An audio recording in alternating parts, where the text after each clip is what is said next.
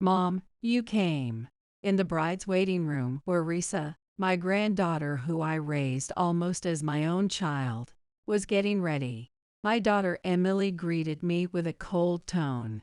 I pretended not to notice and said, "It's been a while, Emily," with a smile. "Thanks for all the work, housekeeper, but I don't need you anymore, so stop contacting me." Emily, how could you? There are celebrities attending the ceremony.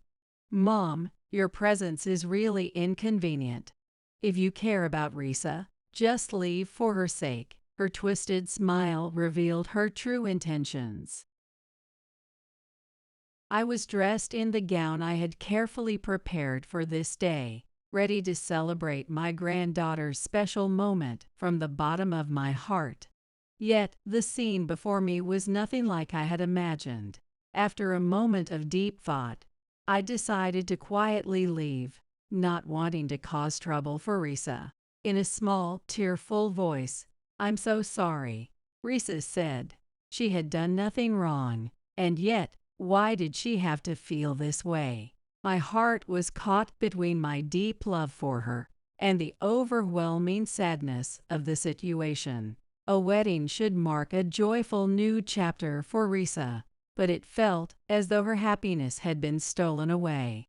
Even as I wished for Risa's happiness, Emily's words kept echoing in my mind. Her declaration that I was no longer needed. The world my daughter built by denying my existence, the very daughter I had poured my love into. As I exited the venue, the sky was a flawless, cloudless blue. I couldn't see Risa in her wedding dress, but I was genuinely relieved that such a beautiful day had been chosen for her ceremony. I started the car engine and left the venue. About 30 minutes later, I found myself sighing at a nearby cafe. I took a sip of coffee I didn't really want. I had forgotten to ask for milk and sugar. "It's bitter." Pulling my phone out of my bag, I saw 79 missed calls from Emily. Though surprised, I placed the phone face down on the table, remembering her earlier words not to contact her. "My name is Roseanne. I divorced my husband after realizing our values no longer aligned, without hesitation choosing the path of a single mother. Being an executive in a pharmaceutical company with a high income likely gave me the confidence to make that decision. Taking Emily, my newly teenage daughter, I left home. I felt guilty for dragging her along due to my selfish decision, but I couldn't bear to continue living with her father. "Please make up with Dad. It's so painful to lose our family." Emily always spoke her mind with clarity. She was a strikingly beautiful, strong-willed girl. Our standard of living undeniably declined after the divorce. She probably found this frustrating. Still, compared to the average single-parent household, I believed we lived in relative comfort and affluence. Yet, that affluence did nothing to quell the unease buried deep within my heart. What if something happened to me? Who would protect her? As Emily grew older, this fear tightened its grip on my heart. That's why I avoided indulgences and saved most of my salary for Emily's future and for myself in case of any unforeseen events. I kept extreme frugality, teaching Emily to follow the same path. It seemed like she understood my intentions, but she probably felt trapped in a life of poverty because of me, her single mother. As she started high school, conversations between us became sparse and awkward. When I came home from work, Emily would always retreat to her room. Music played faintly from behind the door, and I hesitated to knock. Why am I so nervous about talking to my own daughter? After a few hesitant knocks, "Emily, how's schoolwork?" I called out. Quietly opening the door, I found her at her desk. She glanced back at me with a startled look, then her expression turned blank again. "It's fine," she said briefly before turning her back to me. Watching her back, I felt at a loss for words. A deep loneliness and helplessness settled in my heart. This wasn't how things should be. I felt I needed to do something, but I didn't know what. I had no idea what was going on in her mind. Years later, she graduated high school and declared she wanted to move out. I had assumed she planned to go to college, so her words caught me completely off guard. Move out? Does that mean you're skipping college and getting a job? I was scouted. They want me to be a magazine model.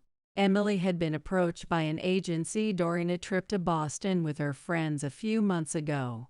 Unbeknownst to me, she had been skipping school, attending auditions, and taking lessons arranged by the agency. A model.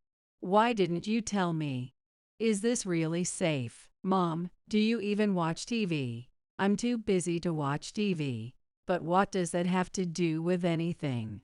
I've been appearing on an evening variety show.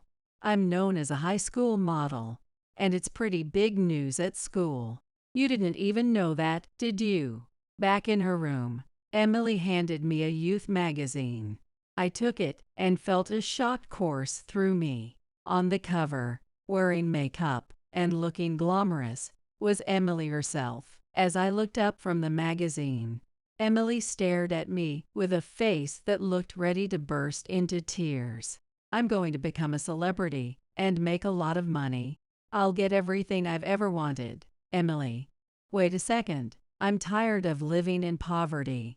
I'll take control of my own life. I'll build a family and make it happy, filled with wealth and security.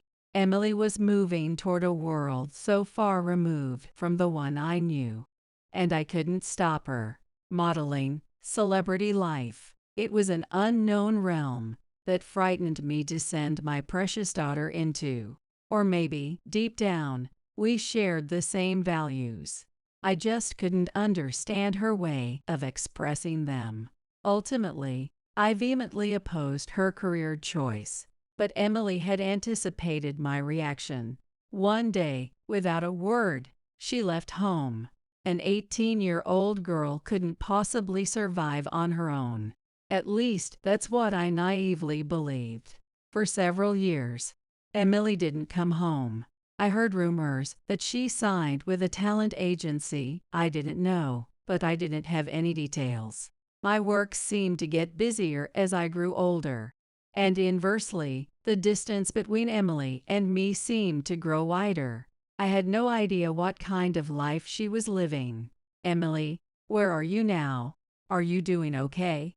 Are you eating properly? I muttered to myself in an empty house. I couldn't help but feel like I had become a cold and unfeeling person, having gotten used to the loneliness. Then one day, 2 years later, Emily came home holding a baby in her arms. She wore oversized sunglasses, as if trying to hide the fact that she was a celebrity, though they only seemed to draw more attention. In contrast to my shock, Emily stood silently at the doorway, staring at me. You, that baby. When did this happen? I was surprised she had come home after years without contact, but even more so by the baby. I hadn't known she was pregnant, had given birth, or even had a partner. Emily pushed the baby into my arms forcefully. Feeling the soft warmth of the sleeping baby in my arms, I couldn't help but smile. Her name is Risa. When did you get married? Sorry, I'm really busy. I'll check in occasionally, so please take care of her. What? Wait, hold on. I called out to Emily as she turned her back to leave. She walked briskly, almost as if she was running away from her own child. As I was about to follow her, Risa, who had been quietly breathing, started crying, and I froze in place. The bag Emily had handed me along with Risa contained a bottle and formula. I quickly boiled water and made some milk for her, and Risa drank it eagerly. You must have been so hungry. After she finished drinking, I laid Risa down on the bed, and she soon fell asleep, breathing softly. It had been so long since I had taken care of a baby. Even after just a few hours, I felt completely exhausted. I picked up my phone and called Emily. Why had this happened? What was going on? I was upset, having been left with a baby without any explanation. It was hard to get in touch with Emily. After several days and countless calls, I finally reached her. Her words were cold and brief. I get divorced. I'm focusing on my career, so I can't come back often. I was stunned by her response. In the end, I was the one left to take care of Risa. It broke my heart to see my own daughter abandon her responsibility as a mother. Later, Emily participated in a talent show and made a breakthrough in her career. Even though I rarely watched TV, I heard about her success. I felt it wasn't right to brag at work about my daughter being a celebrity, so I didn't tell anyone. But one day, I overheard young coworkers gossiping. "Do you know Emily, the model? She's so gorgeous." It made me feel oddly proud, almost embarrassed, as if they were talking about me. Eventually, watching Emily on TV became something I looked forward to. As Risa grew older and began to understand more, one day, she pointed at Emily on the screen and said, "Mom." When I explained, "Grandma, that's Mom." "That's right. Risa's mom is always working hard on TV. Grandma is my mom." "No, I'm your grandma. The woman on TV is your mom, Risa's mom."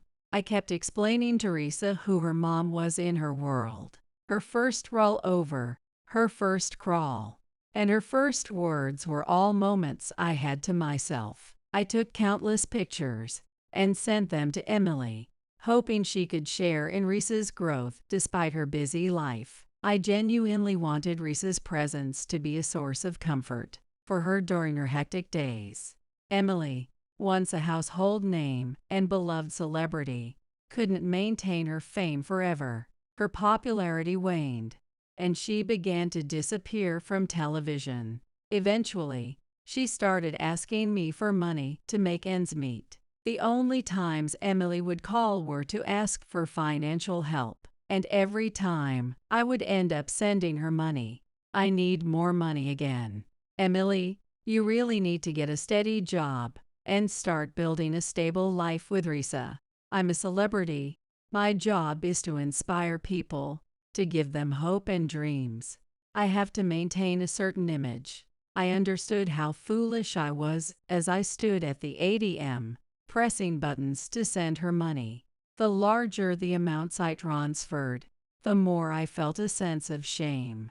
I couldn't stop myself, likely because of a deep-seated guilt that I couldn't provide Emily with a better life when I had the chance.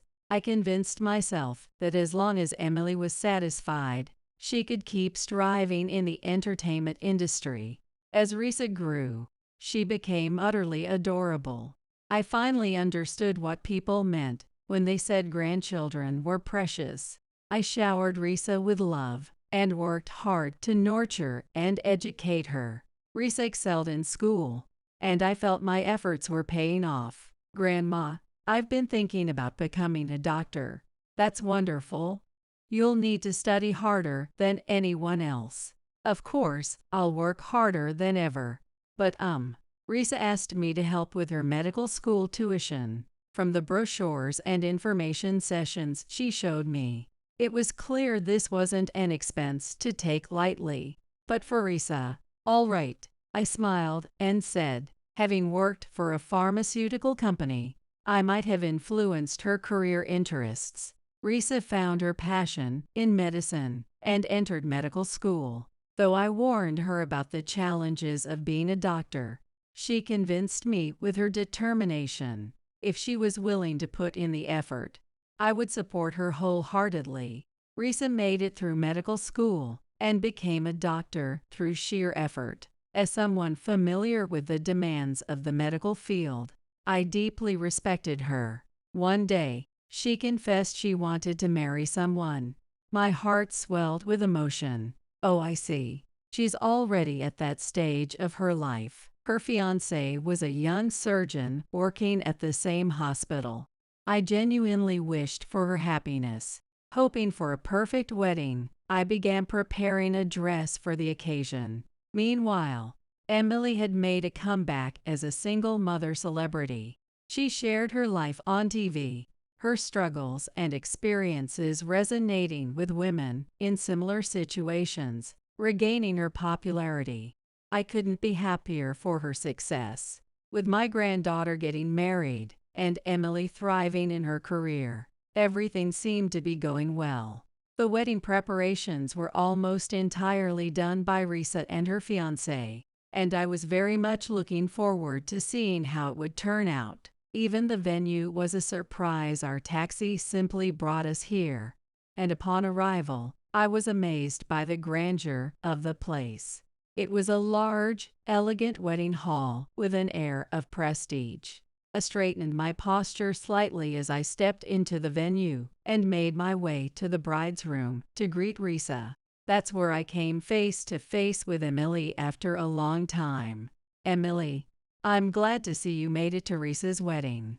Inwardly, I felt a great sense of relief. Emily had left most of Risa's upbringing to me and rarely participated in her school activities. At events like open house days or sports meets, I might have embarrassed Risa, being much older than the other moms. Yet Risa was always kind to me and would smile gently. "Thank you, Grandma," saying, for my beloved granddaughter's wedding, I absolutely wanted her mother, Emily, to attend.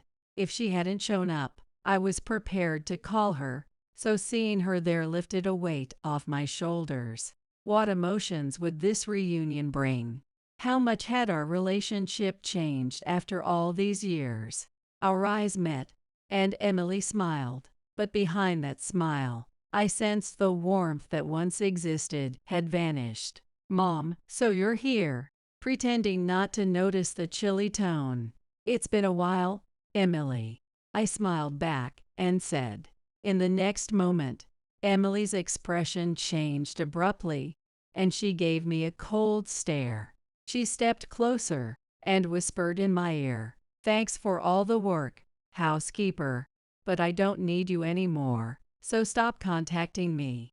Her words were as cold as ice, piercing through me. "Emily, do you know how much I've worried about you?" "Worried? Don't make me laugh.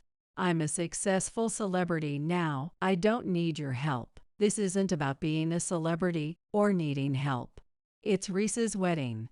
Can't we just get along for today? There are industry people attending this ceremony.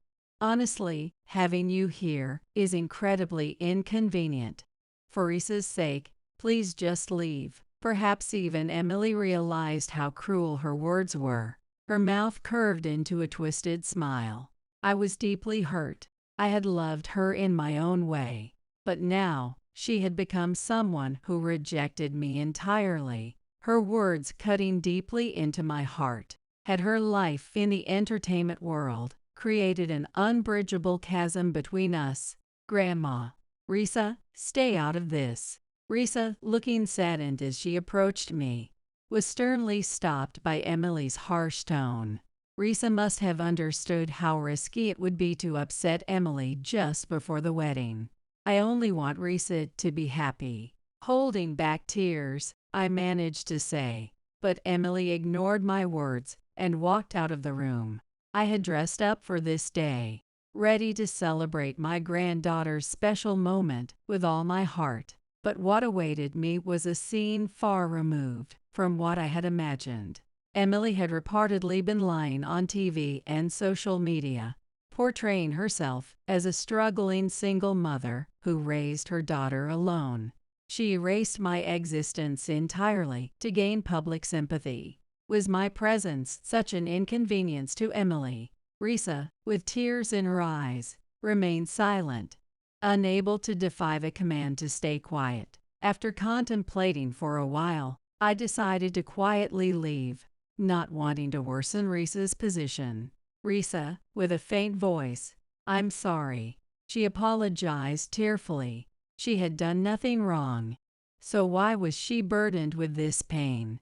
Conflicting feelings of love for my granddaughter and sadness overwhelmed my heart. A wedding is supposed to mark a new beginning for Risa, yet it felt as if her happiness was being taken away. While wishing for Risa's happiness, I couldn't shake Emily's words from my mind. The idea of my existence being deemed unnecessary. The world my daughter built seemed to thrive on rejecting the love I had poured into her. As I exited the wedding venue, the sky was a flawless, vibrant blue. Although I couldn't see Risa in her wedding dress directly, I was truly glad she could have her ceremony on such a beautiful day. I started the car's engine and left the venue. 30 minutes later, I found myself sighing at a nearby cafe. There had been a truck accident on the road ahead, causing a massive traffic jam, with cars lined up endlessly. With no signs of traffic control beginning, I decided to settle into the cafe conveniently located near the venue. I took a sip of coffee I didn't particularly want. I had forgotten to ask for milk and sugar. It's bitter. I pulled out my mobile phone from my bag to find 79 missed calls from Emily. Startled by the sheer number, I silently turned the screen face down on the table. I had a vague understanding of why she was calling so persistently. The truth was, Risa's husband-to-be, Polly, had a father who was a hospital director. Polly's father and I shared a deep professional connection. As a clinical trial director, I had a long-standing association with the head of a general hospital. We had often talked about Risu and his son's upcoming wedding during work, and he had been looking forward to meeting me today. The hospital might have even prepared some special event for today's ceremony as a gesture of goodwill. My absence might have caused some level of confusion at the venue. Although Emily's reason for calling wasn't entirely clear, her words echoed in my mind. The cold command not to contact her reverberated as though trapped in my ears. Emily's repeated calls were likely just a desperate attempt to mitigate the chaos caused by my absence. Inside the cafe, the sound of a tall, neatly dressed barista grinding coffee beans was soothing. The aroma of freshly ground coffee filled the air. Taking in the comforting scent, I leaned back deeply into my chair. As I glanced at the television absent-mindedly, the next moment I saw Emily on the screen. Breaking news about popular celebrity Emily continues, the announcer reported. My heart jumped in shock. Accusations of fraud have surfaced, claiming she scammed fans into buying overpriced beauty products through social media.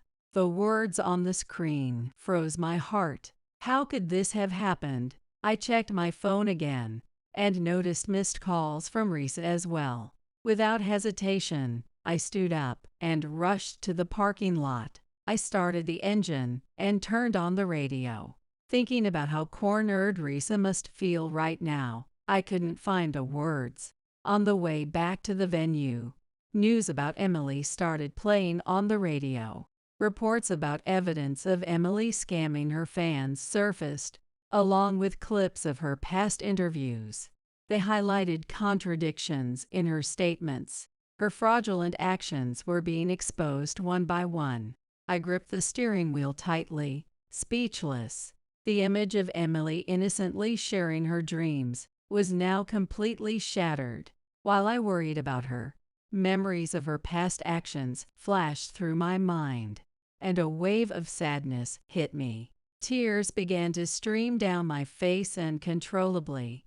The bright future Emily was reaching for was now on the brink of collapse. When I arrived at the venue, Emily rushed toward me, looking panicked. Before I could even turn off the engine, she was banging on the window and shouting something. "What were you doing? I've been calling you over and over. Why didn't you get here sooner? What do you mean? You're the one who told me to leave. Just explain everything to them. They're misunderstanding things. I worked so hard to raise Risal on my own, right? A few people who looked like TV reporters approached, with cameras pointed straight at my face. It seemed Emily's lie about raising her daughter alone was on the verge of being exposed. My feelings were in turmoil. Would helping Emily here truly be for her benefit? I kept asking myself this question over and over. I didn't want to witness Emily's life falling apart in front of me. But denying the time I spent with Risa felt equally unbearable. I thought of the day Risa first stood on her own 2 feet. The way she clung to my leg with unsteady steps. How she looked up at me with her innocent face, "Mom," and said. I couldn't bring myself to speak right away. "I'm your grandmother." The words were stuck in my throat. I spent more time with Risa than anyone else, and I felt I had been more of a mom to her than her actual mother. But worrying about that now would only complicate things and hurt Risa even more. Suppressing my feelings, I decided to say the words Emily wanted me to say in front of the cameras. The venue, once vibrant, was now filled with tension. The guests were murmuring as I searched for Risa. I spotted her talking to Polly's relatives, looking sorrowful. "Risa," I called out softly, ignoring the cameras and Emily as I walked toward her. She didn't notice my voice and kept her head down. From the way Polly was asking about Emily, I could sense how much Risa was struggling. That's when I noticed her eyes glistening with tears. She looked as if she were about to break down. When a guest questioned her, Risa suddenly lifted her head as if making a decision.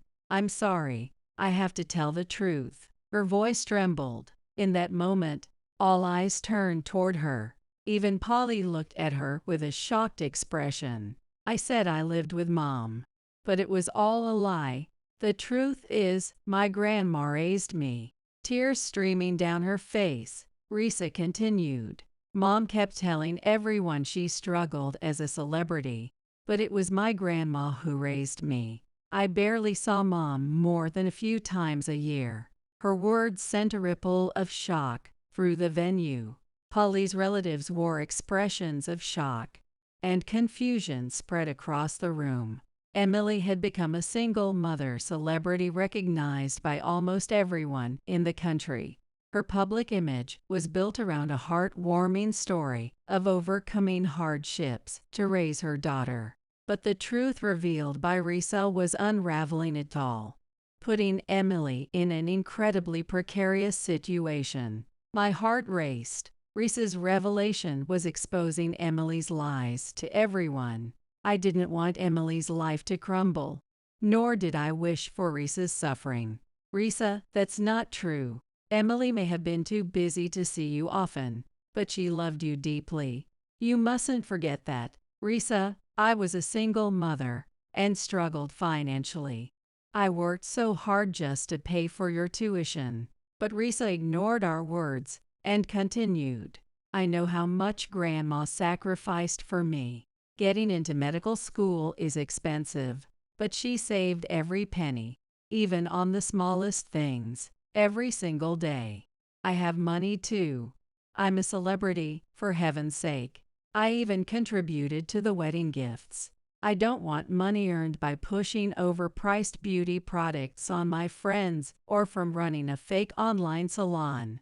At that moment, Risa's expression crumbled. Tears streamed down her face, and her voice broke. "The beauty products I sell may be expensive, but they're effective. And I personally oversee the salon. Mom, you once laughed about how cheap the production cost of those beauty products was. You said just putting your face on the salon's website boosted membership, calling it an easy money maker. Risa, stop lying. Why would you say such things and make me look bad? That's not how family behaves. We're not family. I've never felt like you raised me." Risa, usually so reserved, was openly voicing her feelings to Emily. Eventually, she said, "I can't take this anymore," and collapsed to the floor. The room erupted into chaos as I rushed to her side. "Risa, Stay with me." I shook her shoulders and called out desperately, but Risa was unconscious. I felt a crushing weight of her suppressed emotions had finally overwhelmed her.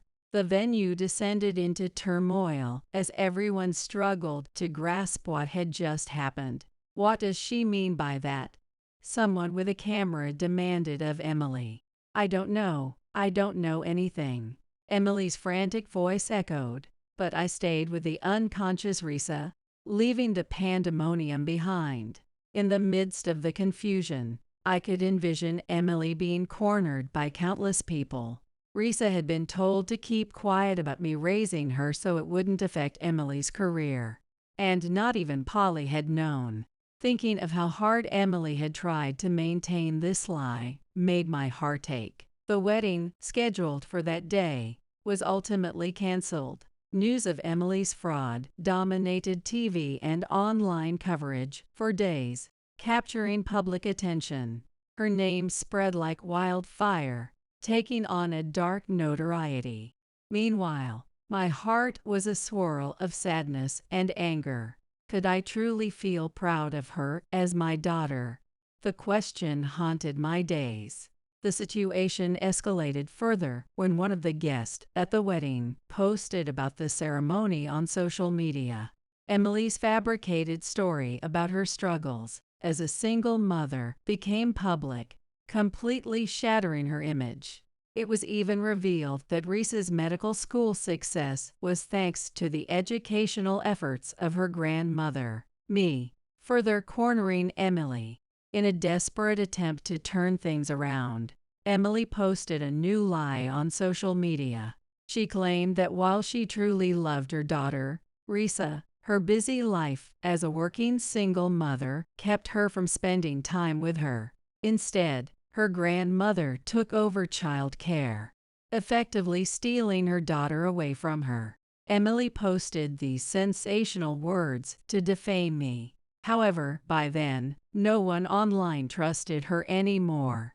Her excuses, aimed at gaining sympathy, only fueled more anger against her. As the situation worsened and she felt increasingly cornered, Emily decided to hold a press conference.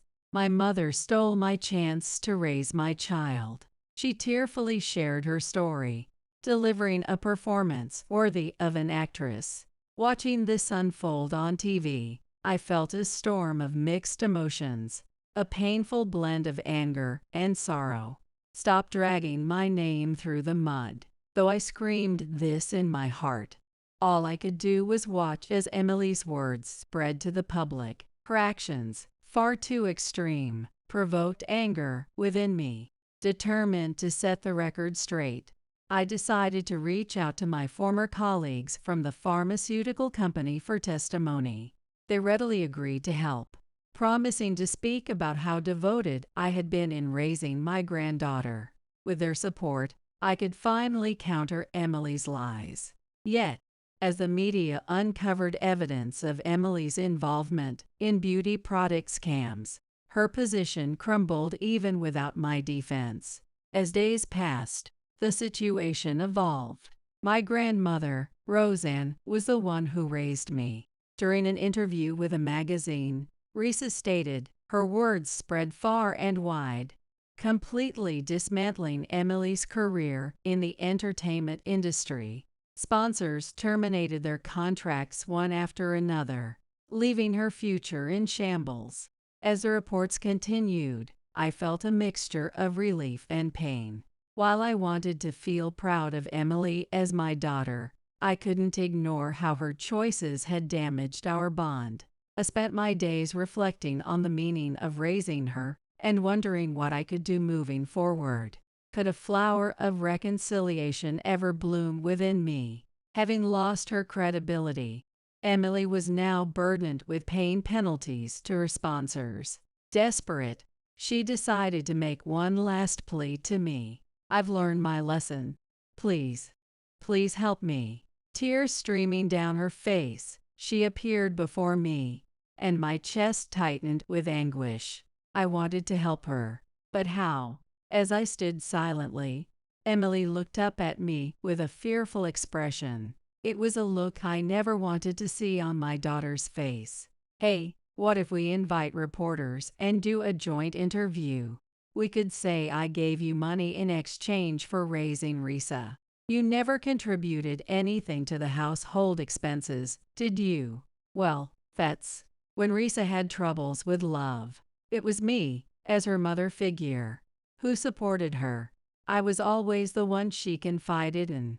There was even a time when Risa felt frustrated because you weren't there for her. Hey, can't you think of something, anything? How can I get the world to recognize me as Risa's mom? My fingertips trembled slightly. Why couldn't she understand? Emily, it's not the world that you need recognition from. It's your daughter, Risa. You should start by apologizing to her. Do you even know what you've done? Well, why did you do something to disgrace me in the first place? I was just trying to make her wedding beautiful. Emily didn't seem to grasp why Risa was angry. She had no idea how much it hurt Risa to have the person who was like a parent to her thrown out of the wedding venue. Emily, put yourself in Risa's shoes for once. She doesn't have a dad, so I wanted to be a celebrity. I thought if I became a star, I could make her life brighter instead of dark and dreary. I couldn't help but avert my gaze from Emily. Her eyes were no longer normal. It was as if something inside her had broken. Even after that, Emily showed no signs of remorse and continued posting her photos on social media. She acted as if nothing had happened, further alienating those around her. Eventually, realizing that her career in the country was over, she decided to flee abroad. Seeking a new life, she chose to run to protect herself. However, reports surfaced that she was arrested at the airport just before leaving the country. She was charged with fraud and ended up behind cold, unyielding bars. Her fate was sealed completely. I was momentarily surprised by the news, but also felt a sense of relief. At last, she was forced to face the consequences of her actions. Yet, I couldn't help but reflect on the impact Emily's actions had on us all. I'm truly sorry. I visited Polly's parents' house and sincerely apologized to him and his family. Polly wasn't angry about the incident, but he explained that he hadn't been able to contact Risa. Since that day, Risa had returned to her parents' home and shut herself in. I stood in front of her door and quietly called out, "Risa, can I come in?" There was no response. After a gentle knock, I entered the room. She was lying face down on the bed, her face hidden. I quietly sat down beside her and placed a hand on her back. "Risa, you are an incredible young woman."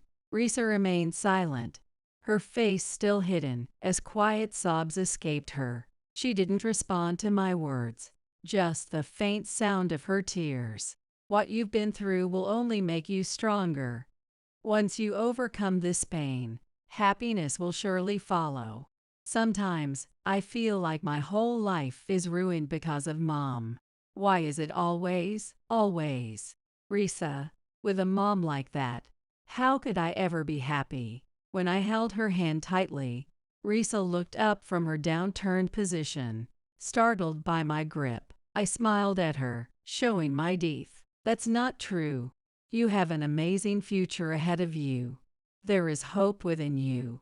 Please believe in that hope." What would Risa take from my words? Life is full of hardships, but Risa, you're not alone. I'm here for you. I'll always be by your side.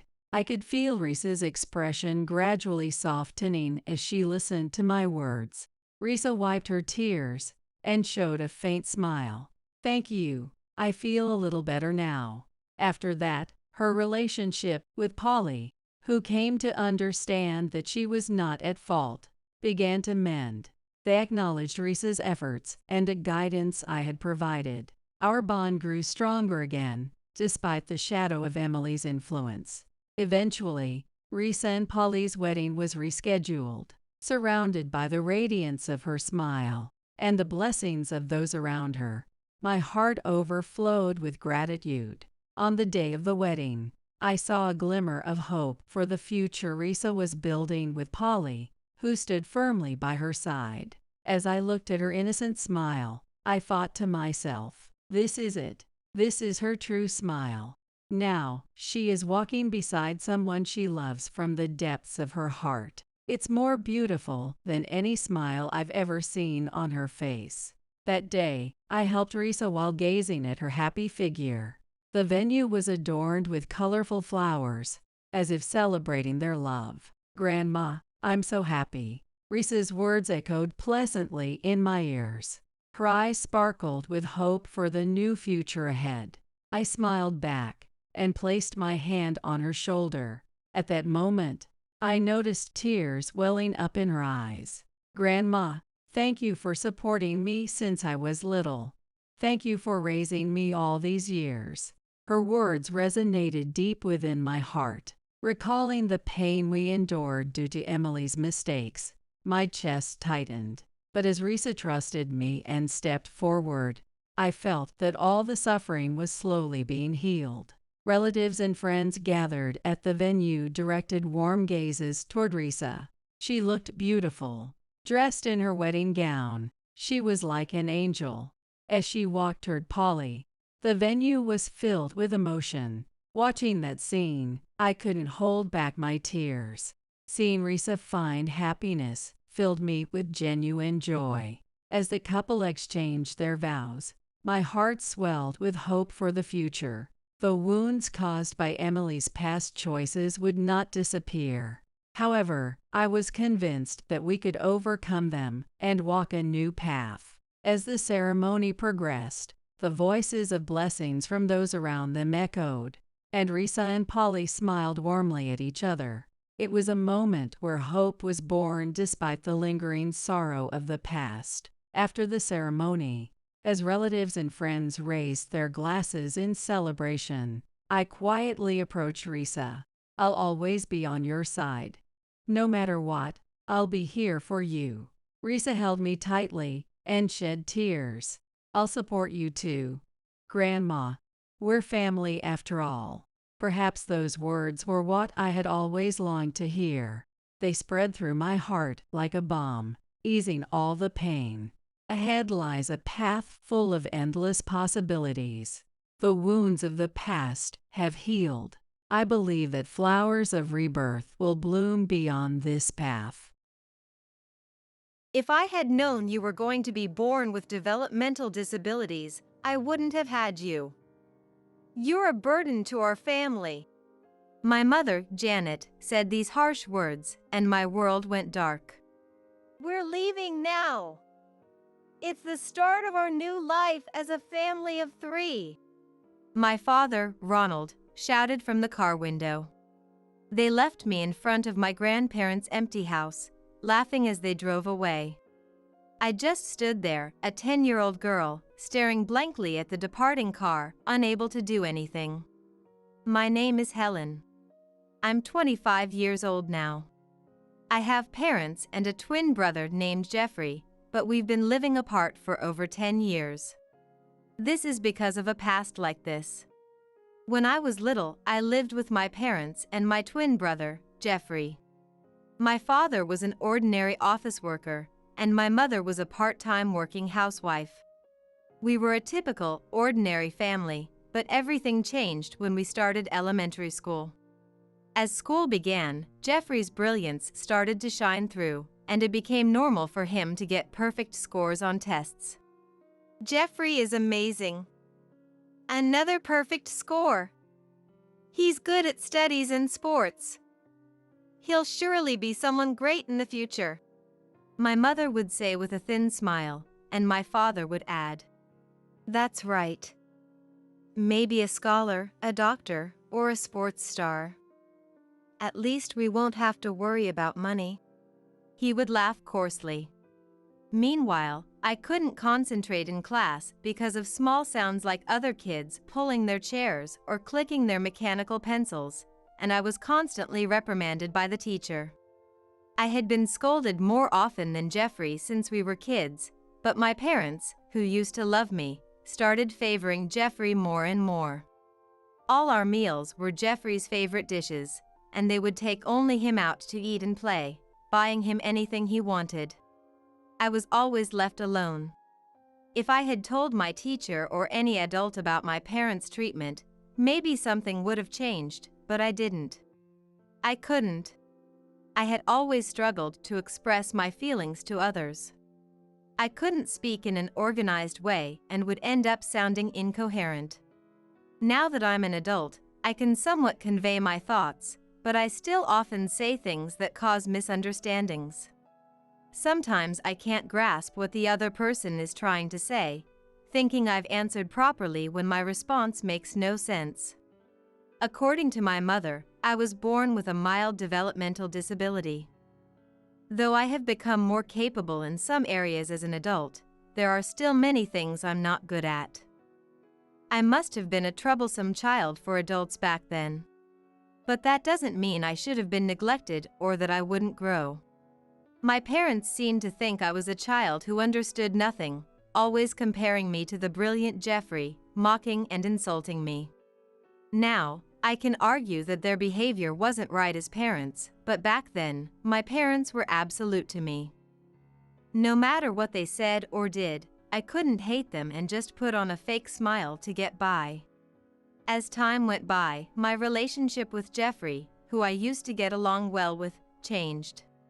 Brilliant Jeffrey didn't try to understand me, and as the years passed, he began to look at me with eyes of curiosity and disdain. "Don't talk to me at school. I'm glad we don't look alike. I'll just pretend we're strangers. You're stupid, so just stay quiet." By the time I realized it, Jeffrey had stopped being kind. He would squint his eyes in disgust and treat me with contempt. Eventually, he began to ignore me completely. Predictably, my parents never scolded Jeffrey for this behavior. My days continued with minimal care from my parents, who stopped paying attention to me entirely. On birthdays and Christmas, my parents would take Jeffrey out to dinner. I never had cake, a feast, or presents. They would tell me to eat discounted deli meals and leave me to look after the house. "You're a distraction. Stay in your room," my father would always command.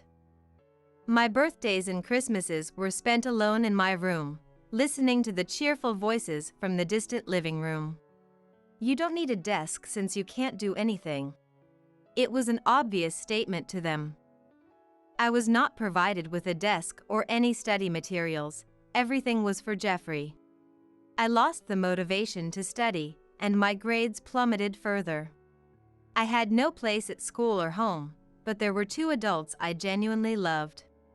My grandparents who lived far away. Although it took over 2 hours by car to visit them and we rarely saw each other, twice a year during summer and Christmas breaks, I was allowed to join the family trips to their house on the condition that I stayed silent in the car. My grandmother's house was a rural, secluded place that bored Jeffrey and my parents, but I loved it. I was fascinated by the colors and scenery of nature. While Jeffrey studied in silence, I would sit beside him and color similar hues on the back of flyers with colored pencils I brought from school. My parents and Jeffrey would look at me with disdain, but my grandparents would say, "That's the color of the sunset," and put my drawings on the refrigerator. I was overjoyed. Not just because they displayed my doodles, but because they understood my feelings without words.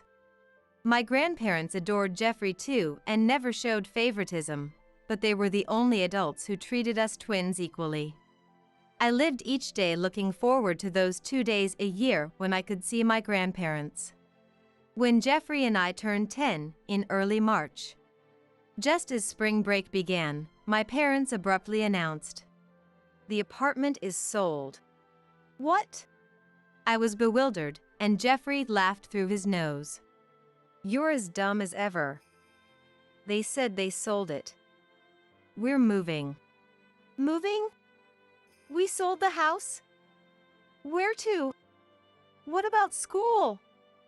When? Why? As I started to panic from the sudden news, my father's angry voice boomed. Quiet. Your questions never make any sense. It's your fault for not noticing we've been preparing for this. Pack your things quickly. Looking around, I saw the living room was already cleared out. Since I spent most of my time confined to my room, I hadn't noticed things gradually disappearing from the house. In a panic, half crying, I packed my belongings into the boxes handed to me. I had no toys, minimal clothing, and only the bare essentials my parents provided. Packing took no time as it was just a matter of putting the things I had brought home from school into a box. I've packed everything. It's all in the boxes now. Is this okay? I have my school bag too. I don't need a report. Just get in the car. Okay. My father grabbed my box and roughly shoved it into the car. I climbed in with my school bag on my lap, but Jeffrey, who usually sat beside me, wasn't there. Jeffrey's not here? Without him, it'll be just the three of us, Dad, Mom, and me. Did we forget something? There's not much stuff. Didn't I tell you not to talk in the car? My mother snapped at me, and I shut my mouth. Your talking is always so nonsensical. We gave Jeffrey some money to go out and have fun. Now be quiet. Silently, I watched the cherry blossoms outside, their petals starting to bloom. Suddenly, a spark of hope lit up in my chest. Maybe, just as they had taken Jeffrey out before, today they were going to take me somewhere fun. Perhaps they were only pretending it was a move to surprise me. I couldn't help but smile at the thought. While I naively daydreamed, my parents were whispering about something, but I didn't pay attention. I was too excited about the possibility of a special day. I never imagined the betrayal that was coming. After a while, I must have fallen asleep, as I was jolted awake by my mother's sharp voice. Wake up! Grab your school bag and get out. Where are we? Groggily, I climbed out of the car and blinked in surprise. We were in front of my grandparents' house. Yay! Grandma, Grandpa. With great enthusiasm, I tried to open the door, but was stunned. It won't open. It's locked. Mom, it's locked. We can't get in. Oh, is it? It's a weekday, so they might be at work. What? Well, I just called them, so they'll be back within an hour. Goodbye. My father dumped my luggage on the porch and got back into the car. A sense of dread filled me, and I clung to my mother's arm in a panic. Wait, where are you going?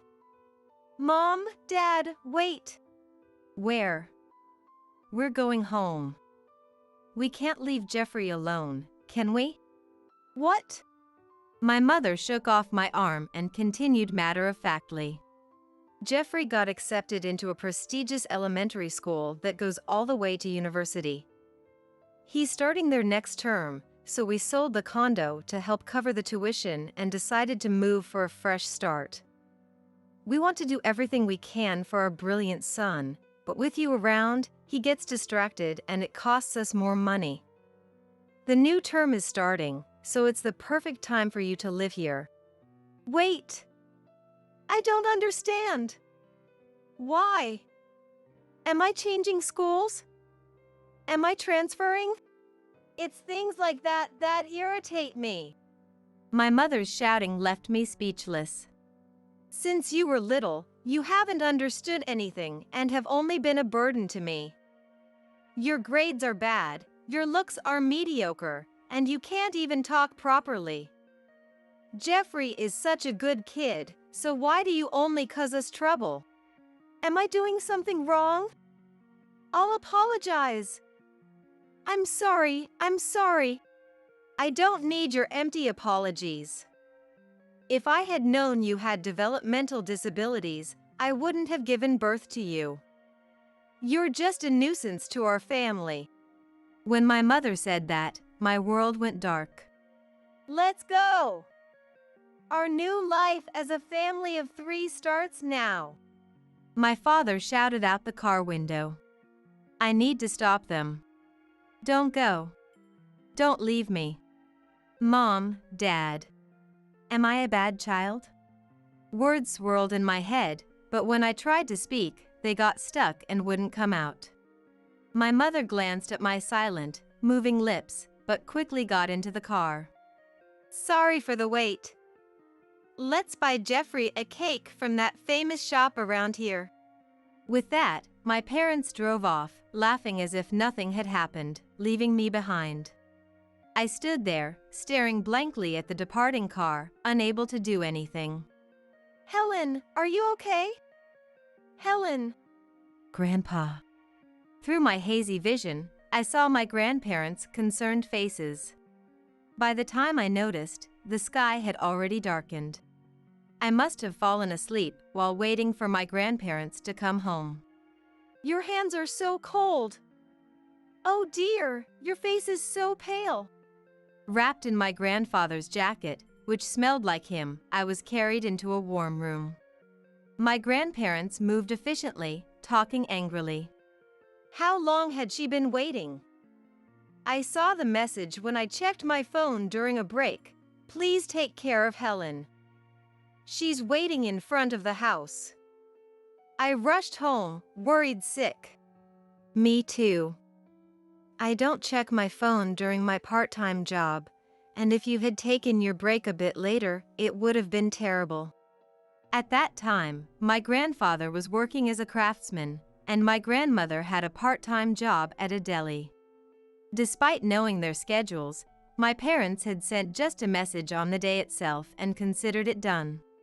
That made me realize how little I meant to them. When I sipped the steaming cocoa my grandmother handed me, the warmth made my tears start to flow uncontrollably. My grandmother gently rubbed my back as I sobbed. My grandfather, having stood up, seemed to have called my father. They had a heated argument, and eventually, he slammed the phone down. Helen. I spoke to your father, but he wasn't making any sense. Can you tell me what happened? With gentle smiles, my grandparents listened quietly as I tearfully explained everything that had happened. Despite my story being more disjointed than usual, they didn't interrupt. They said I'm a burden because of my developmental disability. They said they wouldn't have had me if they'd known. Mom and Dad are going to be a family of 3 with Jeffrey. As soon as I said that, I felt warmth envelop me. My grandmother was hugging me. What nonsense. You're a good girl. No matter what anyone says, you're a good girl. I'm so happy you were born. Huh? But a person's worth isn't determined by intelligence or looks. Your grandpa and I are just ordinary old folks who didn't go to prestigious schools, but we've cherished what we're good at and made it this far. You may not be good at studying, but you have a wonderful sense and expression. That's something irreplaceable. It's your talent. Talent. That's right. It's okay now. There are no adults here who will make you sad. You've done well. I'm sorry we didn't realize sooner. Watching my grandfather apologize while patting my head, I felt something welling up inside me, and I burst into tears. My grandparents held me until I calmed down. After that, I started living with my grandparents. I transferred to a small elementary school, where the teacher was very kind and became my first supporter outside my grandparents. The school had few students, so they tailored the curriculum to each one, understanding my nature and adapting the lessons accordingly. As a result, my grades, which had been steadily declining, began to improve and were reflected in my scores. Even my poor communication skills were accepted as part of my personality, and I made friends. Feeling secure both mentally and physically, I found what I wanted to do. 15 years passed. During that time, my parents and Jeffrey never contacted me, and at some point, they changed their address and phone number without my knowledge. As their faces began to fade from my memory, an unexpected day arrived. Open up! I know you're in there! The early morning silence was shattered by a loud voice and vigorous knocking on the door. My grandparents were already awake, and I, still groggy, headed to the entrance to see what was happening. What do you want after abandoning your daughter for over 10 years? My grandfather's shout fully woke me, and I peeked out to see what was going on, my eyes widening in shock. Well, you must be Helen, right? You've grown so much. In my memory, my mother was always neatly dressed, but the woman before me was an overly thin middle-aged woman. The middle-aged man next to her had a protruding belly, looking nothing like the slender father I remembered. Both smiled warmly and reached out to me familiarly. I avoided their hands and glared at them. If you really are my mom and dad, what are you doing here? Don't be so distant. We came with a proposal. A proposal? We know all about it. This workshop is making quite a profit now, isn't it? Dad's getting old, and he's reaching his limit as both a manager and a craftsman, right? So, I thought I'd come back and take over. My grandfather snorted at my father's words. I see. So you've come back to leech off us. And you think you'll take over? How audacious! Do you really think we'd hand over our cherished workshop to an amateur who knows nothing about glass art? Besides, we already have a successor. What? Helen. She's going to take over. She's a genius, after all. What? You've got to be kidding. She can't do anything. Before my father could finish, my grandmother threw a newspaper in his face. What the hell are you doing? Take a look, you idiot. There's an article about our workshop in there. My father opened the newspaper, eyes widening as he glanced between me and the article in astonishment. A young glass artist from a small workshop to the world. It was an article from a recent interview. Around the time I entered middle school, I became interested in my grandfather's work and started helping out at the workshop. It didn't take long before I started working on glass art myself, and soon enough, I became my grandfather's top apprentice. Recognized for my skills by my grandfather, I poured my passion into capturing nature's beauty in glass. A few years ago, I finally created my ideal piece, and when I started selling it, it quickly gained attention on social media, propelling me to fame as a glass artist. Now, we receive orders from restaurants and shops overseas, have hired more craftsmen, and started selling online. That's our daughter. She's nothing like that useless, cowardly son of ours. My father exaggeratedly praised, while my mother nodded vigorously beside him. Useless? Cowardly? Surprised by the adjectives far removed from my memories of Jeffrey, I asked, and my mother glared at me. Hear me out. That useless kid. She began excitedly explaining, spitting as she spoke. According to her, Jeffrey had smoothly progressed from university to a prestigious company. However, having been praised as a prodigy for years, Jeffrey became incredibly conceited and fragile. After being crushed by the harsh reality of society, his arrogance shattered, and his pride broken, he quit within a year, unable to handle his first setback. You'd never think he'd quit over a little scolding, right? Now, he never leaves his room except for the bathroom and bath. We quit our jobs thinking Jeffrey would support us once he got hired. Hey, Dad, we don't need to be the successors. You have money, right?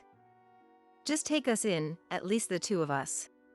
My grandfather looked dumbfounded at my father's plea. Do you only care about yourselves? But Jeffrey's still young. If we move here, Jeffrey will figure things out on his own. He's not a child. We can't get proper jobs at our age. Come on, Dad, it's a request from your beloved son. My grandfather was stunned, and my grandmother sighed deeply before returning to the room. My mother's gaze turned towards me as I stood there in a daze. You want to live with Mom and Dad, right? Just nod and agree, since you don't understand anything. She said, her eyes bloodshot, and my father nodded in agreement. After thinking for a moment, I replied, Why should I live with strangers? What? We're your real parents. We raised you, my mother exclaimed. When I was little, living with Mom and Dad, I was just existing. Grandpa and Grandma are the ones who raised me, along with my teachers. I said, continuing as they stood there, stunned. You might be my dad and mom, but I don't remember you. I won't live with people I don't know. I bowed my head. If I was saying something wrong, my grandparents would correct me, but they said nothing, so I knew I was right. Amused, my grandfather smiled as my father turned to him. Don't you think that's a terrible thing to say? Dad, say something to her. Sure, I'll say something. It's absurd to claim you raised her after abandoning her at 10 years old. No. Not to me, to Helen. Helen, say something to your dad. Grandpa. Something. No, that's not what I meant. You told me to say something, so I said something. My father, his face turning red, scratched his head in frustration while my grandfather chuckled. Don't abandon us! Dad, please! My father pleaded, clinging to my grandfather's hand, which he shook off with a stern shout. Enough already! How can you say such childish things now? My parents froze at my grandfather's voice, just as my grandmother returned, with a broom in hand. Perfect timing. It's spring cleaning today, she said, starting to sweep the entrance. Hey! You're getting dust everywhere, my mother complained. Parents who abandon their children aren't needed in the start of this new season, my grandmother said matter-of-factly, sweeping toward my parents.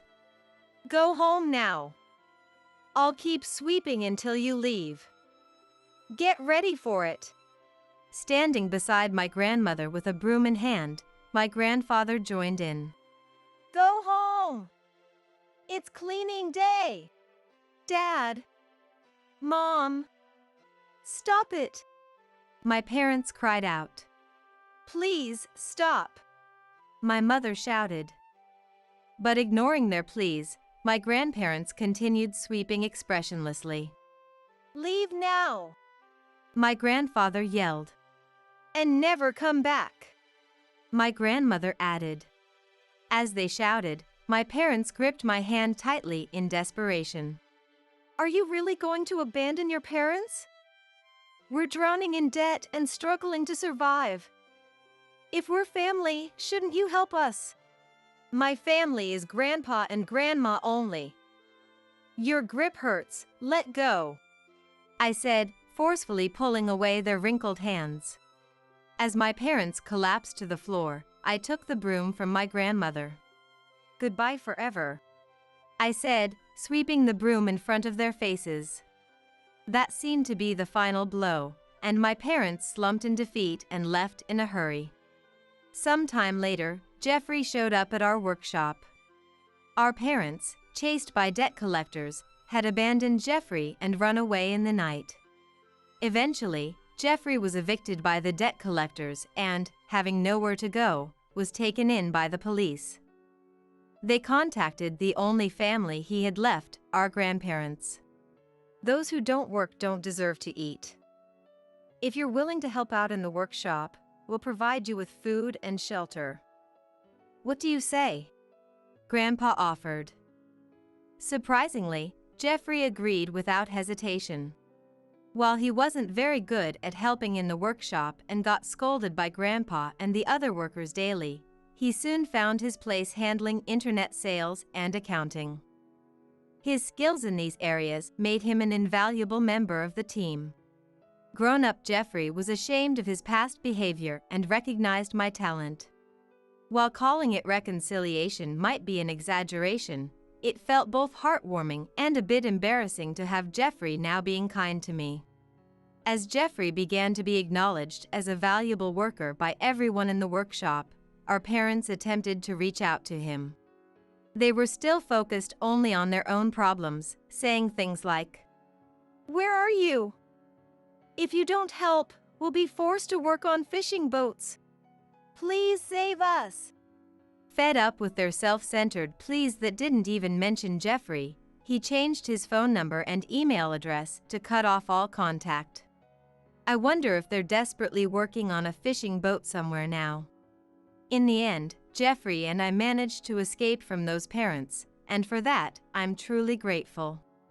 Our meals with Grandpa, Grandma, Jeffrey, and me around the table are simple but warm. The bowls holding the beef stew are a bit misshapen, but they are Jeffrey's creations. Grandpa drinks his beer happily from a glass I made. I'm now savoring the happiness I couldn't experience in my childhood. Go get your welfare from TANF, you poor thing. With those words, the two of them left the house. I felt drained and just sat down right there. I remembered what my husband Mike had said earlier. "You are definitely independent, but I've always felt like my pride as a man was being hurt. I want to build a future with your sister Nancy now.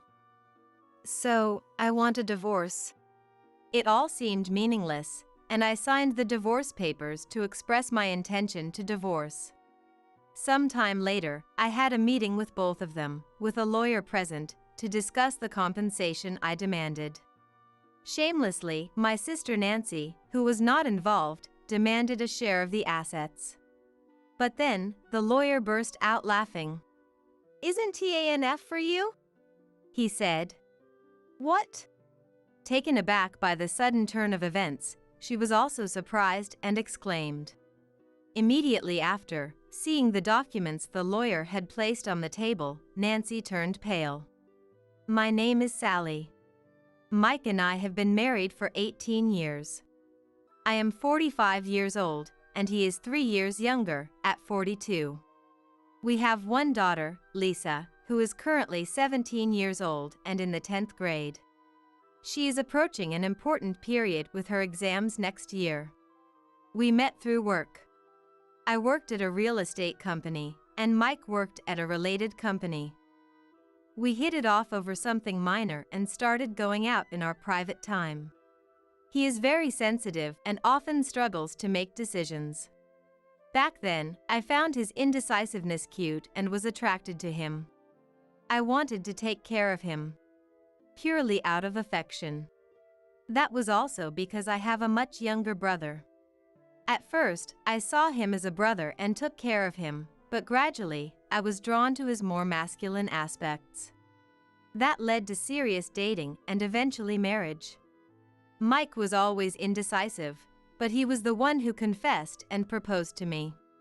In those moments that required a decision, he always stepped up. That's why I felt I could marry him and be okay. And we did, going on to have Lisa and never experiencing a serious fight or a crisis of divorce. Once Lisa grew up, I thought we would start our second life as a couple. That's what I had believed. "Sally, can I just stay here for a bit?" My sister Nancy said this as she showed up unannounced with a huge suitcase.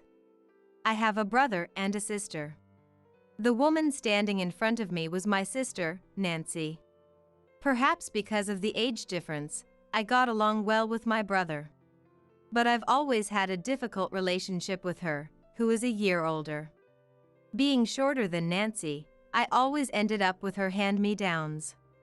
Feeling sorry for me, when my parents bought me a new toy. "I want one too. Give me yours." Nancy would say, taking the new doll I received and giving me her old, worn-out doll in return. Her bullying didn't stop there. Taking things was the lesser evil. Once we were in elementary school, she took all my friends, and when I got my first boyfriend in high school, she seduced him away from me. I hated her so much that I chose a different college just to avoid her, but she still interfered, ruining what should have been a fun college life. I still hate her to this day. I'd prefer not to have anything to do with her. So, I studied hard, got my real estate certification, and lived a life where I wouldn't have to see Nancy. Mike and I decided to have a small wedding, just the two of us, a photo wedding. My parents knew Nancy's character, so they kept my marriage a secret, yet here she was. I had hoped that once Lisa went to college, Mike and I would finally have some time for ourselves. Sally, you live in such a nice house. Is it a single-family home? Did you buy it? Oh, there's a room available here. I'll use this one.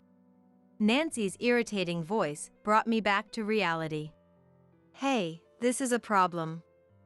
What do you mean by showing up unannounced? My husband and daughter live here too. You can't just move in. Ignoring my words, she began to inspect the house. Today was a holiday, but Lisa was out for a course. And Mike had been out since the morning for work. Could you please leave before they come back? I pleaded multiple times, but she wouldn't listen. And finally, in the evening, the two of them came home. Who is this? To Mike, who looked puzzled, Nancy greeted him with a charm that belied her 46 years. Nice to meet you, I'm Nancy.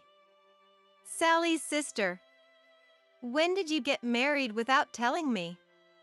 I had no idea because there was no greeting or report. I was just bored and went to visit our childhood home and found your wedding photo in Mom's room by accident. It's terrible, isn't it? Even though we're sisters.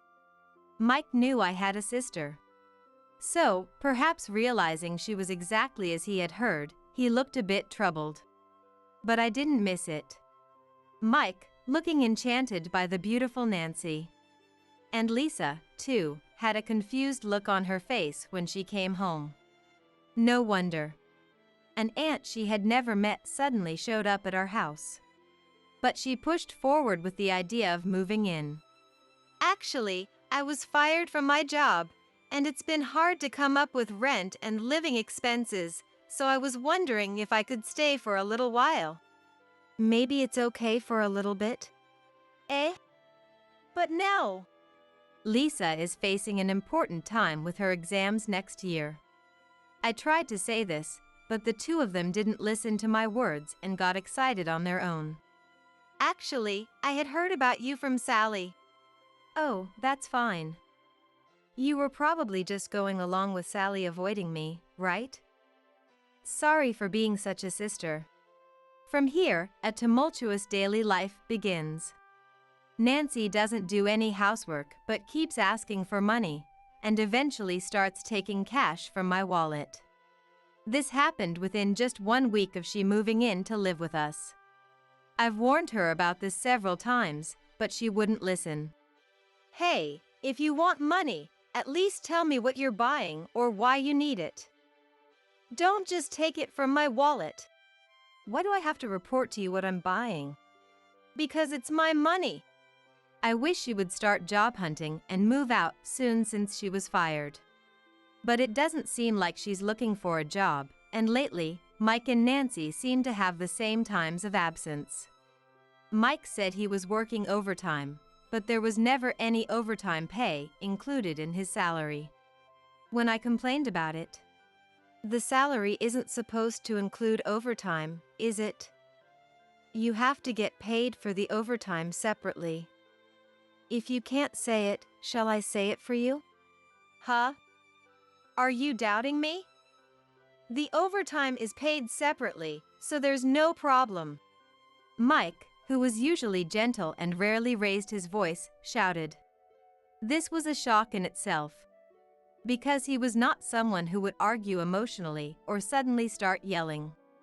From this point on, I started to feel a crisis in our current life. As usual, Nancy only lazed around at home, costing more money than what we spend on our daughter Lisa, which only made me sigh. I consulted my parents about this. They apologized for their lack of oversight, which led Nancy to find out about my marriage and our current home. But the fault wasn't with my parents. I had moved away from my dear parents to live quietly with Mike and Lisa, yet Nancy clung to me, even going so far as to find out where we lived. She must have been preparing to find out where we lived the moment she found the wedding photo of Mike and me. Surely, she must be planning to take something from me again and make me unhappy. I've even started to doubt whether she was really fired from her job. Maybe she quit her job on purpose to freeload off me and ruin my life. That's what it's starting to feel like. If that's the case, I need to kick her out of the house as soon as possible. You say you were fired, but can't you get unemployment benefits? Well, I've always been part-time, so I'm really struggling. I could have gone back to my parents, but I can't expect my elderly parents to take care of me, right? So, as the independent Sally, it's your responsibility as a sister. That's just common sense. Faced with such nonsensical remarks, I was at a loss for words. Nancy, after dropping out of college, has been working part-time ever since and has never worked as a full-time employee. After being confronted with the fact, I realized job hunting wasn't going well for a reason. 3 months after Nancy started freeloading, I finally caught them cheating. I had been suspicious for a while, but seeing it was true was another thing. One day, when a client meeting was canceled and I was killing time at a cafe, I saw Nancy and Mike walking together outside. They were holding hands and chatting happily. A brother and his sister-in-law holding hands like that just isn't something that happens. In that moment, I was sure they were cheating. Sometime later, once my feelings had settled, I confronted them at home. So, the overtime was a lie, huh? Nancy, you've just been pretending to job hunt while hanging out with Mike. The worst. Even at this age, you can't be satisfied without taking something from me? That's why I kept my marriage to Mike a secret. When I let my emotions burst and poured out my feelings, they easily admitted to the affair. Then they started saying things that were even more infuriating. If I had known such a beautiful woman was my sister-in-law, I wouldn't have believed Sally and avoided you. You're definitely independent, but I've always felt like my pride as a man was being hurt. I want to build a future with Nancy now. So, let's get a divorce. He shoved divorce papers already filled out in his part at me. Fine. At this point, reconciliation is absolutely impossible. Nancy, Mike, from now on, I won't be taking care of you financially, so just be prepared for that. I declared, and Nancy burst into laughter, saying something outrageous.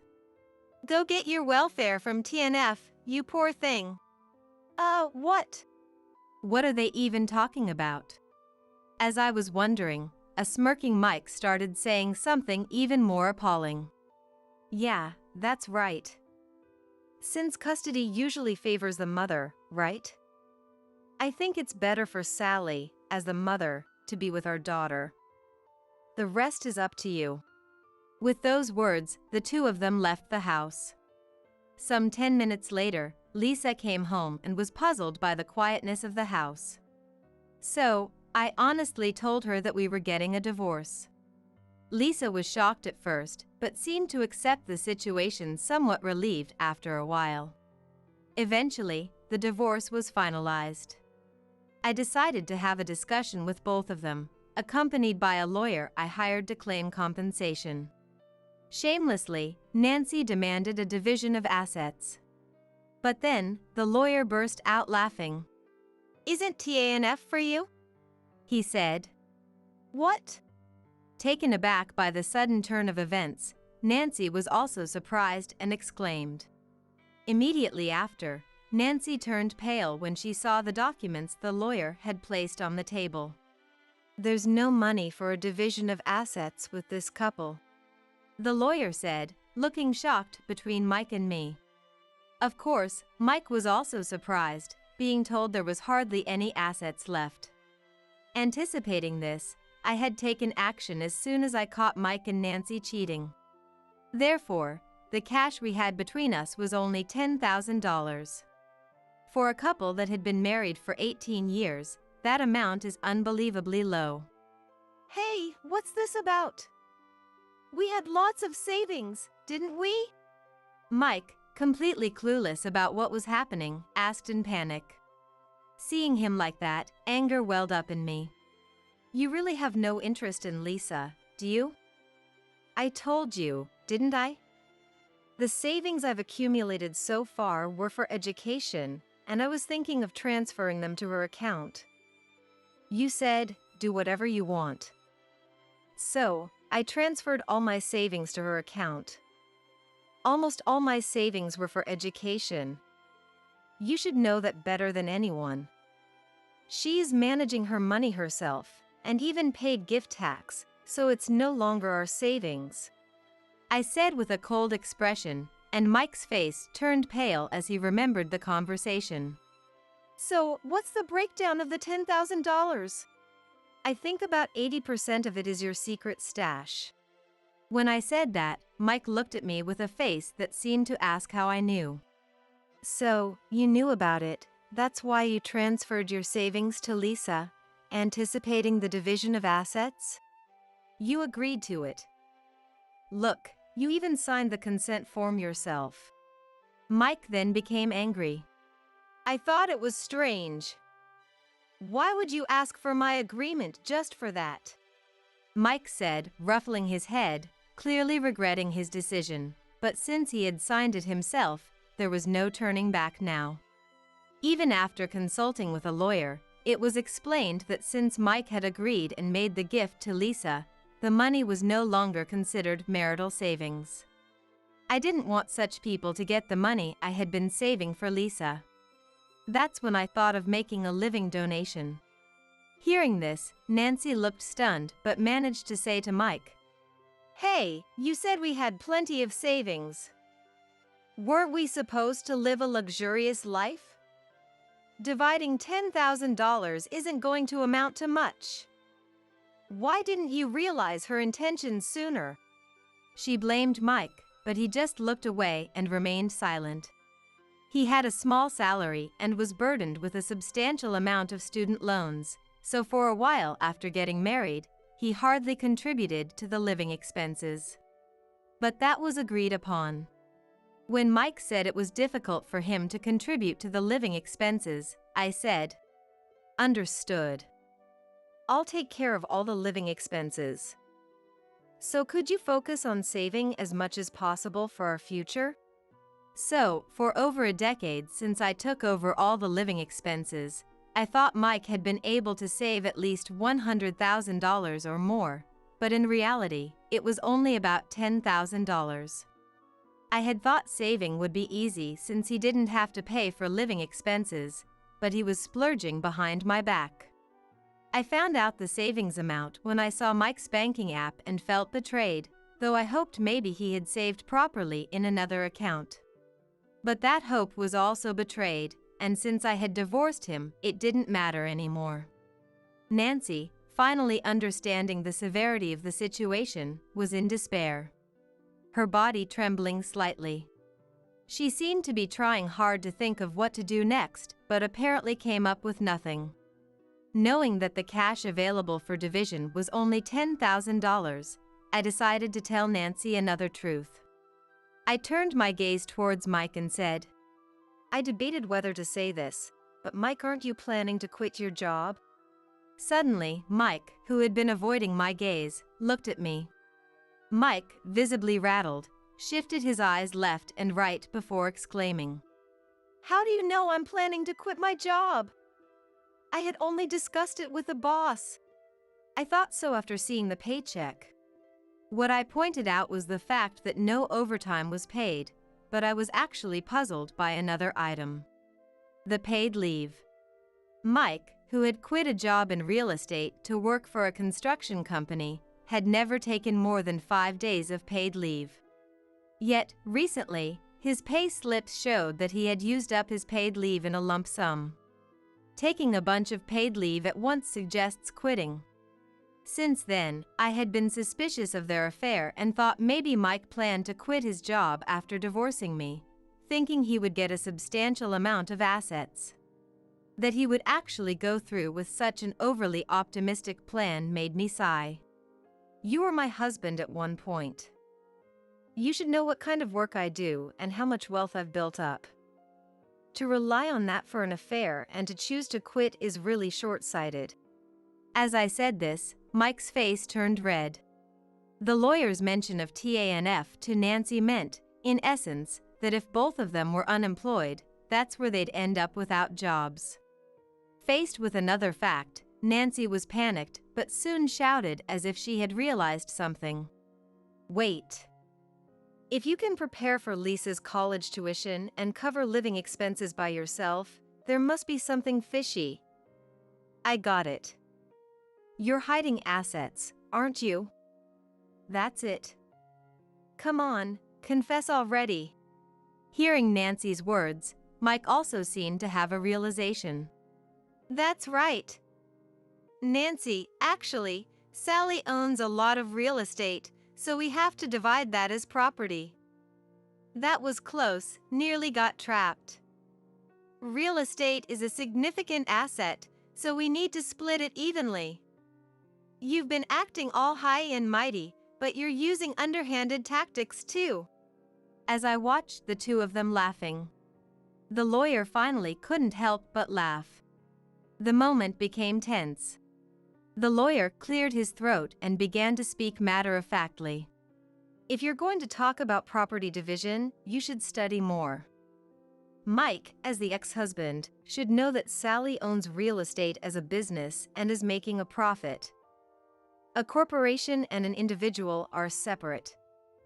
Her company is her separate property and cannot be divided. Realizing the lawyer was correct, the two of them blushed and froze. The lawyer continued. Typical assets would include cars, houses, cash, and savings. Furthermore, Mike and Nancy have essentially admitted to the affair. So, Sally can claim compensation from you both. We'll claim $10,000 from Mike and $3,000 from Nancy. Their faces contorted at that. Isn't that too much? It was just a few months' affair. Right. Normally, it wouldn't cost $10,000, would it? They started making excuses. But I immediately countered.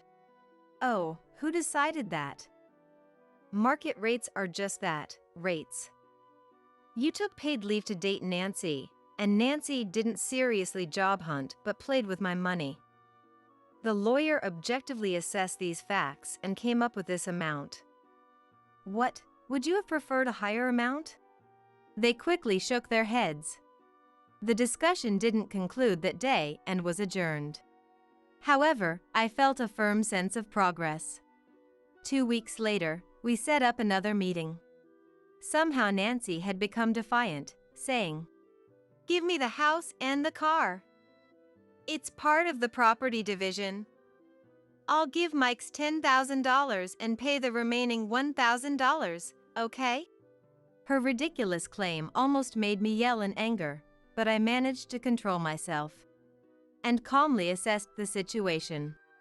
The house still had a mortgage, and I had to maintain it every time something happened. So, it would have some value if sold. Even the car, bought new, is only 5 years old. Both still have value, yet accepting Nancy's argument would only result in my loss.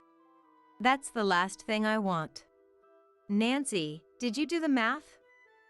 If you included the money from selling the house and car, you couldn't possibly say that. Generally, such talks are for those who cheated, like Nancy, not for me to say. How presumptuous can one be? I thought so, but before I could continue, Mike, who was beside Nancy, started saying, Sally has assets worth $160 million at the company, right? I don't know if you're some real estate mogul or what, but being so greedy even with all those assets is just too much. I was taken aback for a moment, but their words and actions were so absurd that I burst into laughter. Given the situation, my sudden laughter made both of them freeze. After a good laugh, I became serious again. Is that all you wanted to say? And why are you playing the victim? Greedy? I'd rather be greedy than give money to a man who cheats and abandons his daughter and to the worst sister who steals her brother-in-law. It's better for me to secure as much as possible for Lisa. The two of them flinched. As the lawyer said in our last meeting, if you want to use legal terms, you better study more. What on earth made Nancy think she could say that? I planned to shatter their schemes bit by bit. Mike, the house is in my name, right? I know that, but we've lived together all this time. So what? I took out a mortgage and bought it before we were married. No matter what you do, it's my property. The car was bought new, has no accidents or violations. If you want to take it, pay me half the appraisal value. That's the rule for property division. I own 2 cars. One is the new car we're discussing, and the other is a used compact car. But the latter would hardly be worth anything. But the lawyer said, no, cars are part of the property division. Did Nancy just believe that without thinking? That's not what it meant. Look, the lawyer was only talking about the main things that could be part of the property division, not that they will be in this case. The only things we need to divide between us are the $10,000 combining Mike's secret savings and my savings, and the 2 cars. That's all. Nancy knew nothing.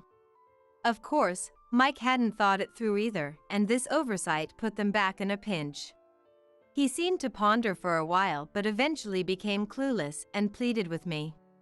Please, just give us enough money to start a new life. I beg you. But he didn't seem remorseful. It just seemed like a plea to solve the immediate problem. Such shallow words are worthless to me. I answered with a heart of stone. It seems like you wouldn't want to pay Lisa's child support anyway, so there's no room for compromise. Why should I worry about your living expenses? Saying this clearly, the two of them signed the documents, realizing that nothing they said would make me agree. After the divorce and property division were settled, Nancy kept calling me persistently. Hey! Why did Mike have so much debt? You were paying for the living expenses, right? Then what's the point of the debt? What's going on here? She was screaming on the other side of the phone. I told her the plain facts while holding back a sigh. Isn't it obvious by now? The fact that after over a decade, there was only about $1,000 in savings when it came out. Does having debt while having savings mean you took out a card loan for some big purchase or something? When I asked incredulously, Nancy earnestly explained the situation to the point of drawing back. Yes. He took out a $1,000 loan just to buy some nonsensical branded goods. And then the credit card payments turned out to be a huge mess because it was set to revolving payments without us knowing. This man, he's not just a problem debtor. How dare you push such a person onto me? Weren't you the one who stole him, Nancy? I retorted with a half-smile, and Nancy fell silent. Mike had incurred debts without even me knowing. Now, after the fact, several dunning letters have arrived. He must have hidden them while with me, but became careless after changing addresses. Or perhaps, typical of Mike, he got caught up in his new life and forgot to hide them. Just figure it out yourselves. I said and hung up. Eventually, Mike called, complaining about the high taxes for the car he took and not expecting the vehicle registration renewal fees to be so high, stating the obvious. Maintaining a car costs this much, huh? It's tough, so can't you take it back? I refuse. I curtly declined, and he hung up, seemingly dejected. After that, he reached out through messages asking for help, but I warned. If you keep pestering me like this, I'll report you to the police for stalking. And then he stopped coming altogether. What lies ahead for them is probably a hell much worse than hell itself. Later on, it seems Mike and Nancy got divorced. Their marriage lasted only 3 months after divorcing me. Their plans must have been thrown into disarray the moment it was clear that the single-family home, in my name, was not subject to division. Starting a marriage while burdened with debt and compensation payments was never going to work. Their divorce proceedings were apparently even more contentious than with me. Nancy is someone who clings to money. Sell the new car. It's a waste to keep something like this. It'd be better to cash it in, right? I don't care about that money. Besides, I paid the compensation in full, so if we're divorcing, you need to pay me back. They were stuck in such trivial arguments, unable to divorce for a while. Eventually, they did divorce, but Mike chose to file for bankruptcy. Since the compensation was paid in full and recovered, it didn't affect me. However, he ended up unemployed, devoid of assets, and ultimately fell into homelessness. He couldn't take back quitting his job and left the company.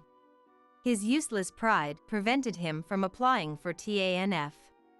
Now, he's likely living a miserable life, doing something akin to begging. Divine retribution caught up with Nancy. After stealing my husband and cheating, her 3-month marriage became widely known, and her social relationships collapsed. Naturally, she was disowned by her family and relatives. No company would want to hire someone like her, so her job search continues to be difficult. She might get hired as a part-timer, but with a terrible attitude of blaming others and not herself, she's quickly fired. The lawyer's words that TANF is for you became a reality, and now Nancy is desperately trying to receive TANF. But because she continues to hold on to anything that might be worth money, she hasn't been able to receive TANF and was evicted from her apartment, ending up like Mike. Trampling not only on my feelings but also on Lisa's, such punishment is only natural. Now, it's just the two of us living, but our days haven't changed much. Mike, who never did anything for Lisa yet always complained, telling her to study or go to a good university, is gone, and Lisa says she feels refreshed. And impressively, she was accepted into a national university. Seeing Lisa about to become a college student this fall, I am once again moved.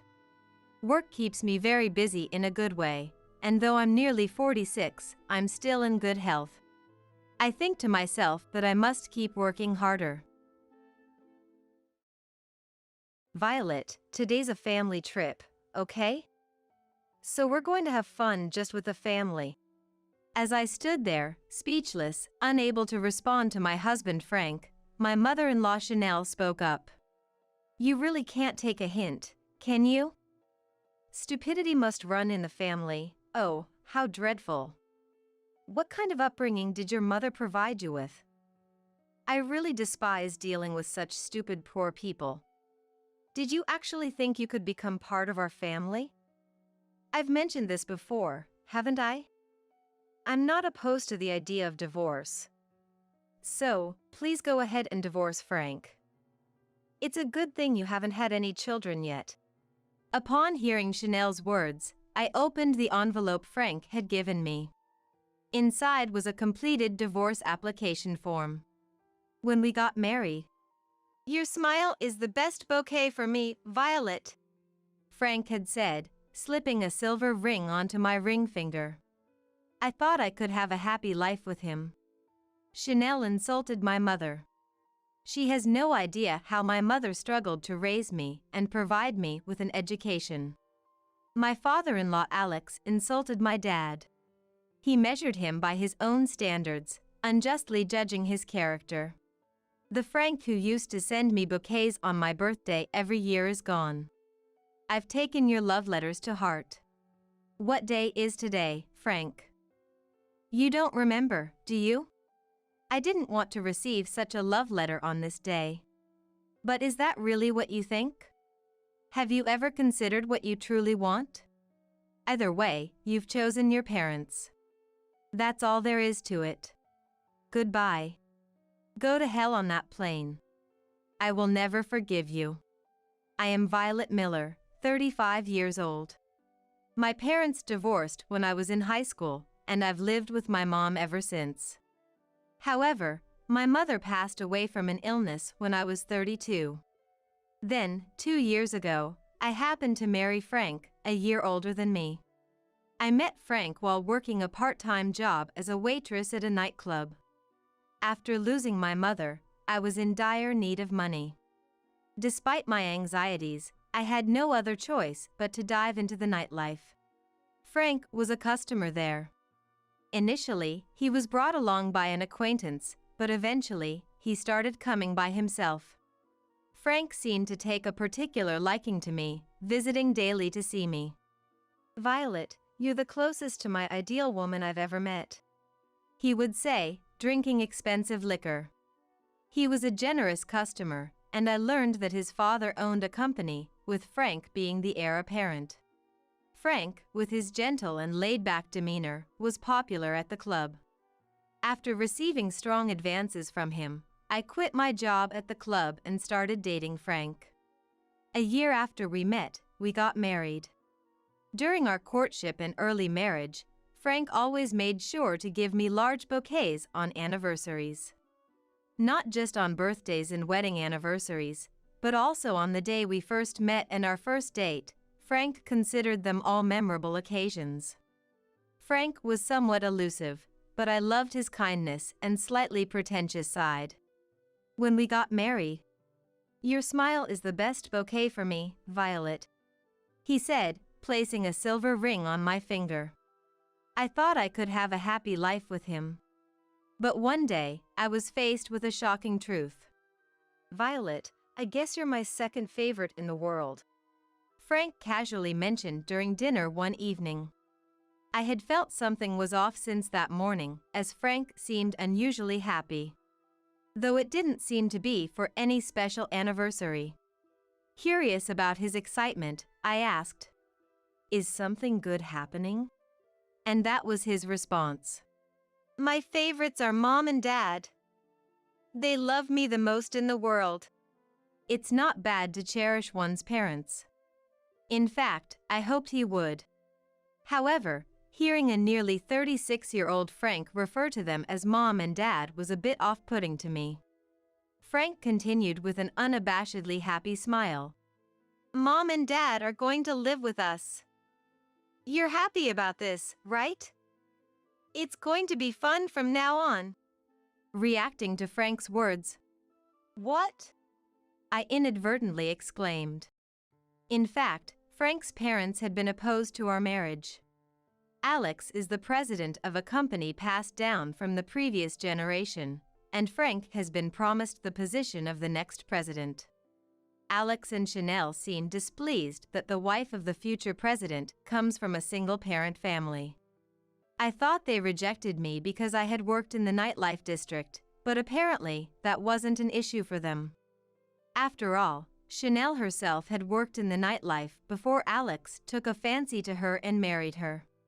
When I met them once for a marriage introduction, I was flatly denied. Marriage is a vow to devote your true heart to your partner for life. Divorce is out of the question. After being told that, I was left speechless. So why, I wonder, have Frank's parents now decided to move in with us? I don't really know, but maybe they've accepted us?" Frank says with a carefree laugh, but I'm filled with nothing but anxiety. I was never told about living together, nor did Frank consult me about it. If Frank's parents have accepted our marriage, that would be wonderful. But living together changes things. I believe we should gradually build a relationship with his parents, have discussions, and agree on living together.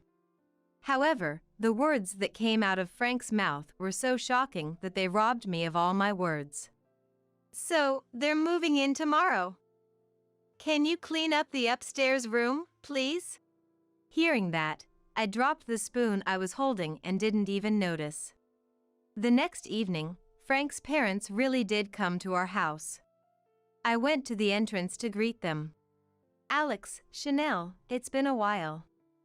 Please, make yourselves at home." I greeted them politely, but there was no response from Alex and Chanel. When I looked up, Alex and Chanel were already gone, apparently having hurried into the house. Rushing after them, I found a touching reunion taking place in the living room. "Frank, I've missed you. Are you okay? Have you been eating properly? No one's been mean to you, have they?" Wondering what they could mean by mean, I watched the parent-child reunion scene with a smile. Chanel was hugging Frank tightly. Frank seemed happy, patting Chanel on the back. "I'm being fed, at least. But nothing beats Mom's cooking, right? You're making dinner today, aren't you?" Frank was being as affectionate with Chanel as a child. Is this really how a nearly 40-year-old man should act, even if they haven't seen each other in a while? Of course. Let's enjoy dinner as a family today.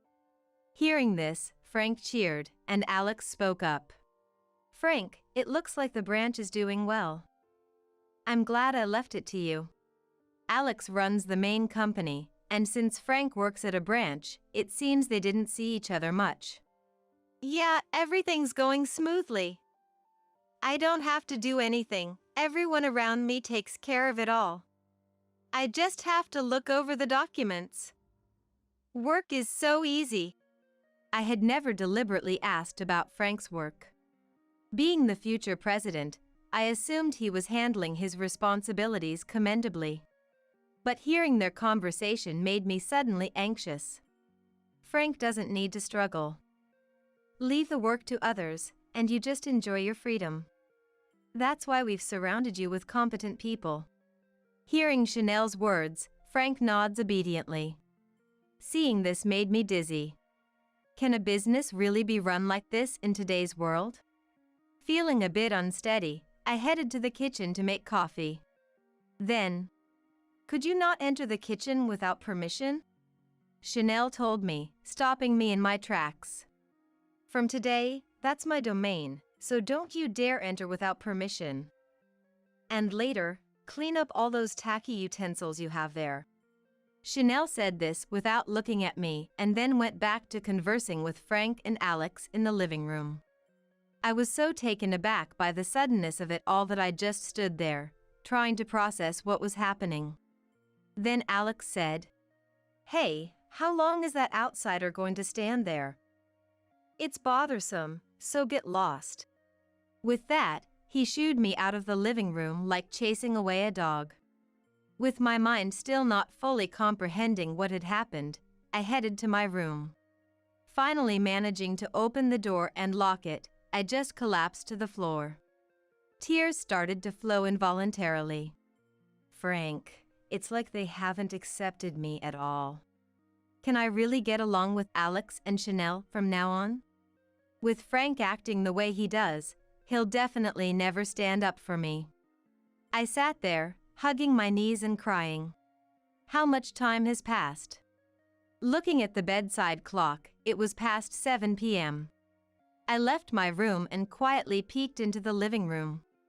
There, the three of them were enjoying a meal, seemingly prepared by Chanel. I couldn't tell what they were talking about, but they seemed to be having a good time.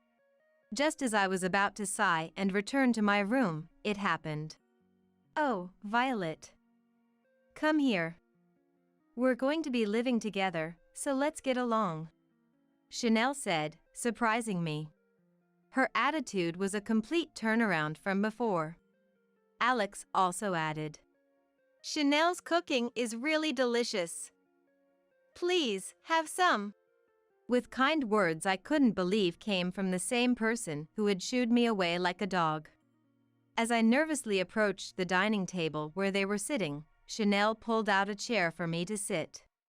Right, Violet, we were talking about going to Australia next month. Mom and Dad love Australia and often visit, but we haven't had our honeymoon yet, have we? We thought it might be a good idea to combine the two. The idea of a honeymoon was delightful, but the thought of going with Alex and Chanel was less appealing. However, if we're going to live together for a long time, maybe this trip could change our relationship. With hope, I decided to go on the trip to Australia. I've been thinking, and I realize that divorce can be unavoidable in some cases. After all, a husband and wife are ultimately strangers. I think your parents also had their reasons for their divorce. So, I'm not against divorce anymore, please be at ease. Chanel told me, and I felt a bit relieved. However, I couldn't help wondering why their attitudes had changed so drastically in just a few hours. Perhaps Frank had spoken to them. Even though he says his parents are the most important, he has always treated me with great care. Despite my lingering anxieties, I knew it was important to make an effort to meet them halfway. We're going to be sharing much of our lives together, so it's important to build a good relationship. I made up my mind to do just that. A month has passed, and today is the day of the trip to Australia. Honestly, I thought the arrival of Frank's parents marked the beginning of hell. Unexpectedly, I was accepted as a family member and have lived peacefully up to today. Alex and Chanel apparently hadn't sold their previous home and spent most of this month there. Perhaps not seeing Alex and Chanel often was why I was able to live peacefully. Frank would sometimes come home, but he started visiting his parents' house more frequently. Though I felt a bit lonely, I also enjoyed some freedom for the first time in a while. And today is the long-awaited family trip to Australia. Having not traveled with family since my mother passed away, I was genuinely looking forward to this day. I hope to deepen my relationship with Alex and Chanel on this trip and to be fully accepted as Frank's wife. Alex and Chanel and Frank were going to the airport directly from their house, so I took my luggage and headed to the airport myself. Since there's no airport in our town, I had to take a bus for several hours to a town that does. Even so, there's no direct flight to Australia, so I need to take a connecting flight domestically. It's quite a hassle, but the thought of an enjoyable trip makes it all worthwhile. Moreover, today is a special day for me. So, I believed this would indeed be a memorable trip. When I finally arrived at the airport, Alex and Chanel and Frank were already there, chatting happily. I ran up to them and said, "Good morning. You all are early." But no one responded, as if they hadn't heard me. As I tilted my head in confusion, Chanel turned to look at me. At the same time, "That doesn't matter. Give me Frank's passport," she said indifferently. I handed over Frank's passport, which I had brought from home, to Chanel. Chanel continued, "Traveling abroad is risky with cash, right? You didn't bring any, did you? If you did, I'll hold on to it for you. Hand over any cards to Frank."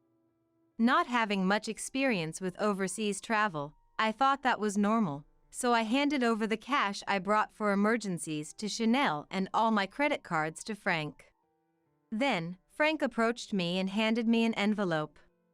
"Violet, this is a love letter from me. Thank you for everything." Frank was smiling at me. A love letter? What does "thank you for everything" mean? Though I had many questions, Frank and Chanel seemed oddly relieved. Alex, who had been silent until now, stood up from the bench he was sitting on. "All right, time to board." At his words, Frank and Chanel started to move. I was completely lost. Excuse me. I haven't checked in yet. Where's my plane ticket? As I said this, Frank, Alex, and Chanel turned around. Sighing, Alex and Chanel stepped aside, and Frank, still smiling broadly, said, Violet, today's a family trip, so we're going to have fun just with the family. As I stood there speechless, Chanel spoke up. You really can't take a hint, can you? Stupidity must run in the family. Oh, how dreadful. What kind of upbringing did your mother provide you with? I really despise dealing with such stupid poor people. Did you actually think you could become part of our family? I've mentioned this before, haven't I? I'm not opposed to the idea of divorce. So, please go ahead and divorce Frank. It's a good thing you haven't had any children yet. Opening the envelope Frank had given me, I found a completed divorce application form inside. Violet, I'm going to marry this woman next.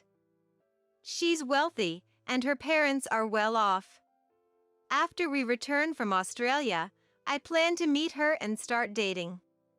She's closer to my ideal than you are. So, make sure you submit that love letter, okay? Frank showed me a photo of a woman on his mobile phone screen. Indeed, she looked like Frank's type. No, that's not the point. It's unacceptable to declare marriage to another woman while still married to me. Violet, even if you try to sue, it's pointless. Frank hasn't done anything wrong now. What's wrong with a man choosing a woman strategically? I bet your father was a terrible man too. Probably committed adultery and that led to the divorce, right? Alex said this with a mocking laugh. I felt a surge of anger rising from the core of my being. Let's not waste any more time and go. Oh, by the way, the hotel we're staying at in Australia is from the famous Garcia Group in the US.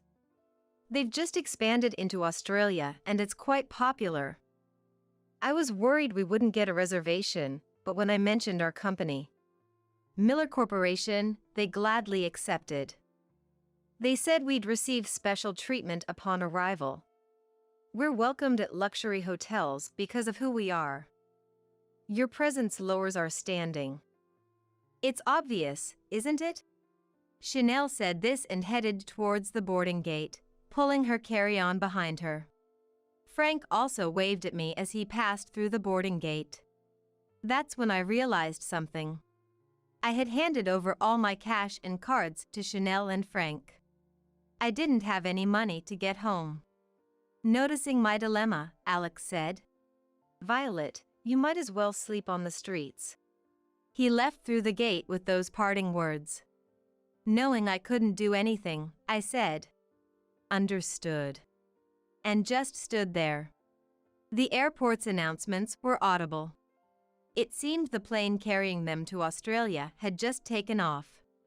I sat down on a nearby bench and absent-mindedly looked at the silver ring on my finger. Looking at the ring, various memories with Frank flashed through my mind. After some thought, I made a call. A few minutes later, after ending the call, I tried to calm my trembling heart filled with anger by taking deep breaths. I remembered Chanel's words. I've changed my mind about divorce. They must have been planning to divorce me from that moment. That's why she said her views on divorce had changed. And Chanel insulted my mother. She had no idea how my mother struggled to raise and educate me. Being from a single-parent family doesn't justify disdain. Alex insulted my father. He judged my dad by his own standards, deciding arbitrarily on his character. Though we didn't live together, my dad always cared for me. When times were tough, he secretly helped my mom out. No matter what anyone says, my dad is important to me. I won't tolerate insults against him. The Frank who used to send me bouquets on my birthday is gone. I've taken your love letter to heart. Frank, you don't remember what day it is, do you? I didn't want to receive such a love letter on this day. But is this really what you think? Have you ever considered what you truly want? Either way, you've chosen your parents. That's all there is to it. Goodbye. Go straight to hell on that plane. I will never forgive you. About a week after they left for their trip to Australia, my mobile phone rang. Seeing Frank displayed on the screen, I let out a deep sigh. Reluctantly, I pressed the answer button, thinking I'd listen to what he had to say one last time. Hello, if it's... Hey you! Where are you right now? Chanel's loud voice cut me off. Hearing the voice I least wanted to hear, I felt a surge of discomfort. It doesn't matter where I am anymore, right? It's about time for you to return from Australia. Congratulations on your safe return, then. I tried to end the call, but Chanel seemed to still have more to yell about. Wait a minute. We're not done talking. Why aren't you at home? All your stuff is gone. You should be there to welcome Frank back. Why would I be at home? Waiting for my husband to return? Confused by Chanel's words, I told her the facts. That's no longer my home, and I no longer have a husband. It seems you've dialed the wrong number, so I'll be hanging up now. Just as I was about to hang up, I heard Chanel's voice shout. What's with this woman? I thought to myself, that's exactly what I should be saying to you. Violet. It's me, Frank. Something happened in Australia, and Mom's quite upset. Violet, aren't you coming back to our place? I firmly said. I won't be returning. After all, it's no longer my home. Frank, can you put the phone on speaker and tell me what happened in Australia? Frank did what I said and turned his mobile phone into a speaker. Frank did as I asked, and I could hear Chanel complaining in the background. According to Frank, their stay in Australia went like this. A few hours after their flight, they landed safely in Australia. They proudly headed to a hotel managed by the Garcia Group. When they announced themselves at the check-in desk, the staff reacted and signaled something. Suddenly, people in the hotel's spacious lobby started dancing around Frank's family. Likely a flash mob. Frank, Alex, and Chanel, not understanding what was happening, assumed they were being welcomed. Guests around them clapped in rhythm to the music and dance. Confetti flew, and crackers were popped. The dancers struck a final pose. And then, the words that were, "Happy birthday, Violet," released were. Naturally, Frank's family was taken aback. Among the applause from the surrounding guests, a beautiful hotel employee brought over a large cake on a wagon. "Happy birthday." "Where's Violet?" asked by the woman. "I'm Violet," Chanel reluctantly said. But then, the woman loudly proclaimed, "But Violet should be turning 36 this year." In the lobby. This caused laughter among the guests and the flash mob alike. Clearly, it was a stretch for Chanel, who is turning 66, to pass for 36. Chanel's face turned red, and the Frank family quickly took the cake and retreated to their room. "How dare you? Embarrassing me like this when you're not even here. You're unbelievable." Frank and Alex had a hard time calming down an angry Chanel. In search of a change of scenery, they went shopping in the hotel shops, only to be greeted everywhere with, "Where is Violet?" The stress Chanel must have felt, being asked this at every shop, must have been significant. After being asked for the umpteenth time, "Violet isn't here. She didn't come to Australia. Enough already." Chanel burst out in anger. Then, a shop assistant said, "Why isn't Violet here?" "Princess Violet is the star of today." Hearing this, Chanel decided she had had enough of walking around the hotel that day. Hearing this story made me burst into laughter. What are you laughing at?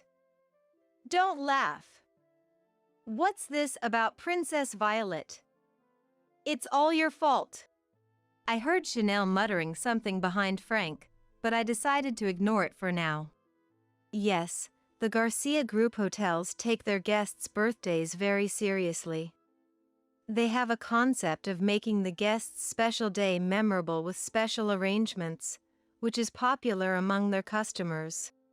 From the next day onwards, the "Where is Violet?" interrogations ceased, and they reportedly enjoyed a relatively fun Australian life.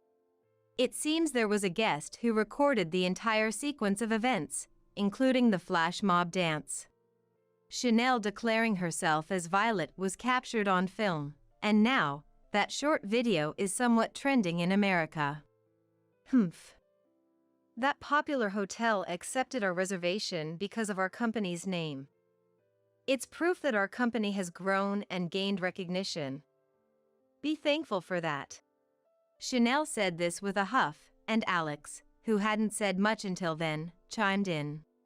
After all, our company has significant investors. Seems like a businessman is personally investing. It's proof that our company's future is recognized. Alex, being the president, clearly took pride in his company. I wondered about Frank. Hey Frank, was the company okay while you were gone? Did you manage the handover properly? Frank seemed puzzled over the phone. What do you mean, handover? I didn't say anything to the company. I've never told anyone when I take time off or go back. I didn't tell anyone this time either. Hearing this, Alex asked in surprise. You didn't do a handover? Not even to the executives? Is everything okay? Haven't you received any calls from the company? Reminded by Alex, Frank said. Oh, I left my company mobile at home. Let me check. After checking his room, Frank exclaimed over the phone. What is this? It seems like the company called a lot. 500 missed calls. Suddenly, the phone became noisy, with apparent trouble brewing. Violet! It's an emergency. I'll call you back. With that, the call ended. I felt no sympathy for them, considering it was his responsibility. Weeks later, I had some business at Frank's house and decided to visit. When I rang the doorbell, Frank answered, even though it was the middle of a weekday. Oh, Violet. You've come back. Frank looked a bit haggard. No, that's not it. I came to return this, I said, handing over a small bag containing the silver ring. It was no longer needed by me, but too valuable to simply throw away, so I decided to return it to its original owner. Despite my lack of sympathy, I was curious about their current situation. Frank accepted the ring, his face a mix of emotions, looking almost like he was about to cry. I thought it was unfair for him to make such a face. If he was going to make that face, I wished he had stood by his decisions from the start. But such wishes were now empty. And nothing could change the fact that we were over. Then, the tearful Frank spoke. The company, everyone working there, they've quit. I had suspected some kind of trouble at the company, but didn't imagine that all the employees would leave. According to Frank, he had indeed left for Australia without arranging any handover. With no one to make important decisions in his absence, the company faced a crisis. No one could reach Frank by phone, causing inconvenience to multiple business partners. Exhausted by Frank's actions, the executives who had supported him decided to resign one after another. Feeling the company's situation turning dire, other employees also took the opportunity to resign. Effectively, the branch Frank was in charge of ceased to function. Urged by Frank, I entered the house. In the living room, a weary Chanel was sitting on the sofa. Alex was seemingly running around trying to manage the situation. Frank, deemed better off not moving, was on home standby. What are you doing here? You, a lowly poor person, wouldn't understand the troubles we have. Her rudeness was unchanged. I felt a slight urge to help, but Chanel's words quickly dispelled it. Chanel, no souvenirs from Australia? Being left at the airport is pretty harsh, isn't it? I said this with a smile, laced with sarcasm. Chanel glared at me. How did you get back that day? You shouldn't have had any money. Ah, so taking my cash and cards was deliberate after all. Yes, I was in quite a bind. So, I called my dad. He told me to stay at one of his hotels nearby for the night. Frank and Chanel's eyes widened at my words. It seemed they didn't understand what I meant. Luckily, there was a room available. It was my birthday that day, so I received the same flash mob celebration at the hotel you guys experienced. It was very touching. Chanel's face turned red. The memories of that day must have been traumatic for her. Then, with her face still red, she asked me. The same celebration? Which hotel did you stay at? Surely not. I answered with a smile. Yes, the same Garcia Group hotel. They have a wide network, and there was one near the airport. Chanel seemed even more confused. She keeps asking me questions with wide eyes. Wait. Even we barely managed to book a room there. How could someone like you stay at such a hotel without a reservation? Before I could answer Chanel's question, a loud noise came from the entrance, and Alex entered the living room. It's terrible. Our main investor said they're pulling out. It's over. Alex sat down, holding his head. Frank, realizing the gravity of the situation, looked panicked, his face pale. Chanel, who had been red-faced moments ago, now turned pale, looking despairingly at Alex. Just a few weeks ago, these same people who had looked down on me and laughed joyously were now in despair.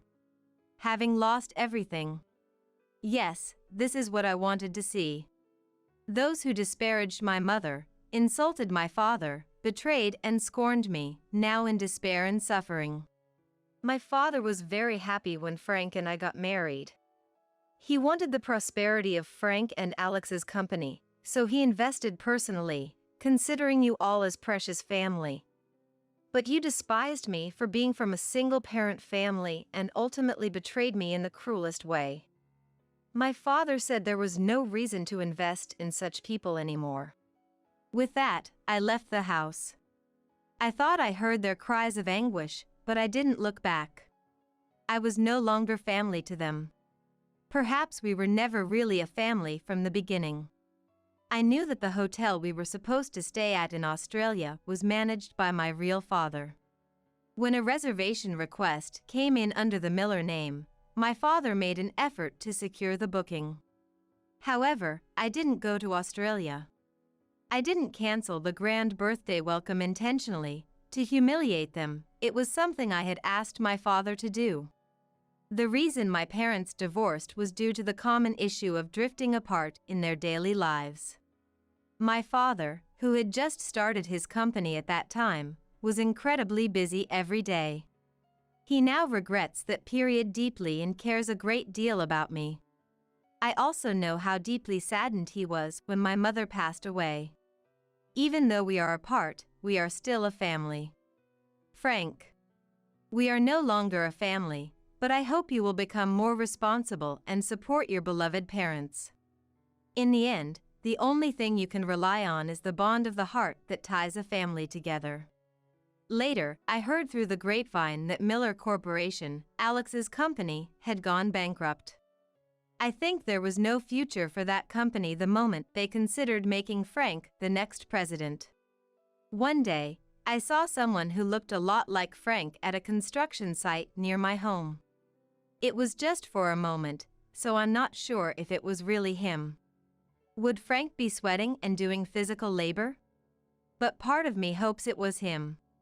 I hope he becomes someone who can work hard to support his family. That's my final wish. Now, I'm training to become a staff member at the hotel managed by my father. It's a challenging job, but I take pride in doing something that brings smiles to people's faces. I've even learned the flash mob dance, looking forward to welcoming birthday guests to the hotel. Recently, I visited my mother's grave with my father. We prayed together and told her about recent events. Then, a strong wind blew, and we joked. Maybe Mom is laughing now? And we laughed together. Remembering this, my walkie-talkie crackles with a signal. It seems a birthday guest has checked in. All right. I brace myself and quickly head to the lobby, imagining the smiling faces of the guests waiting there.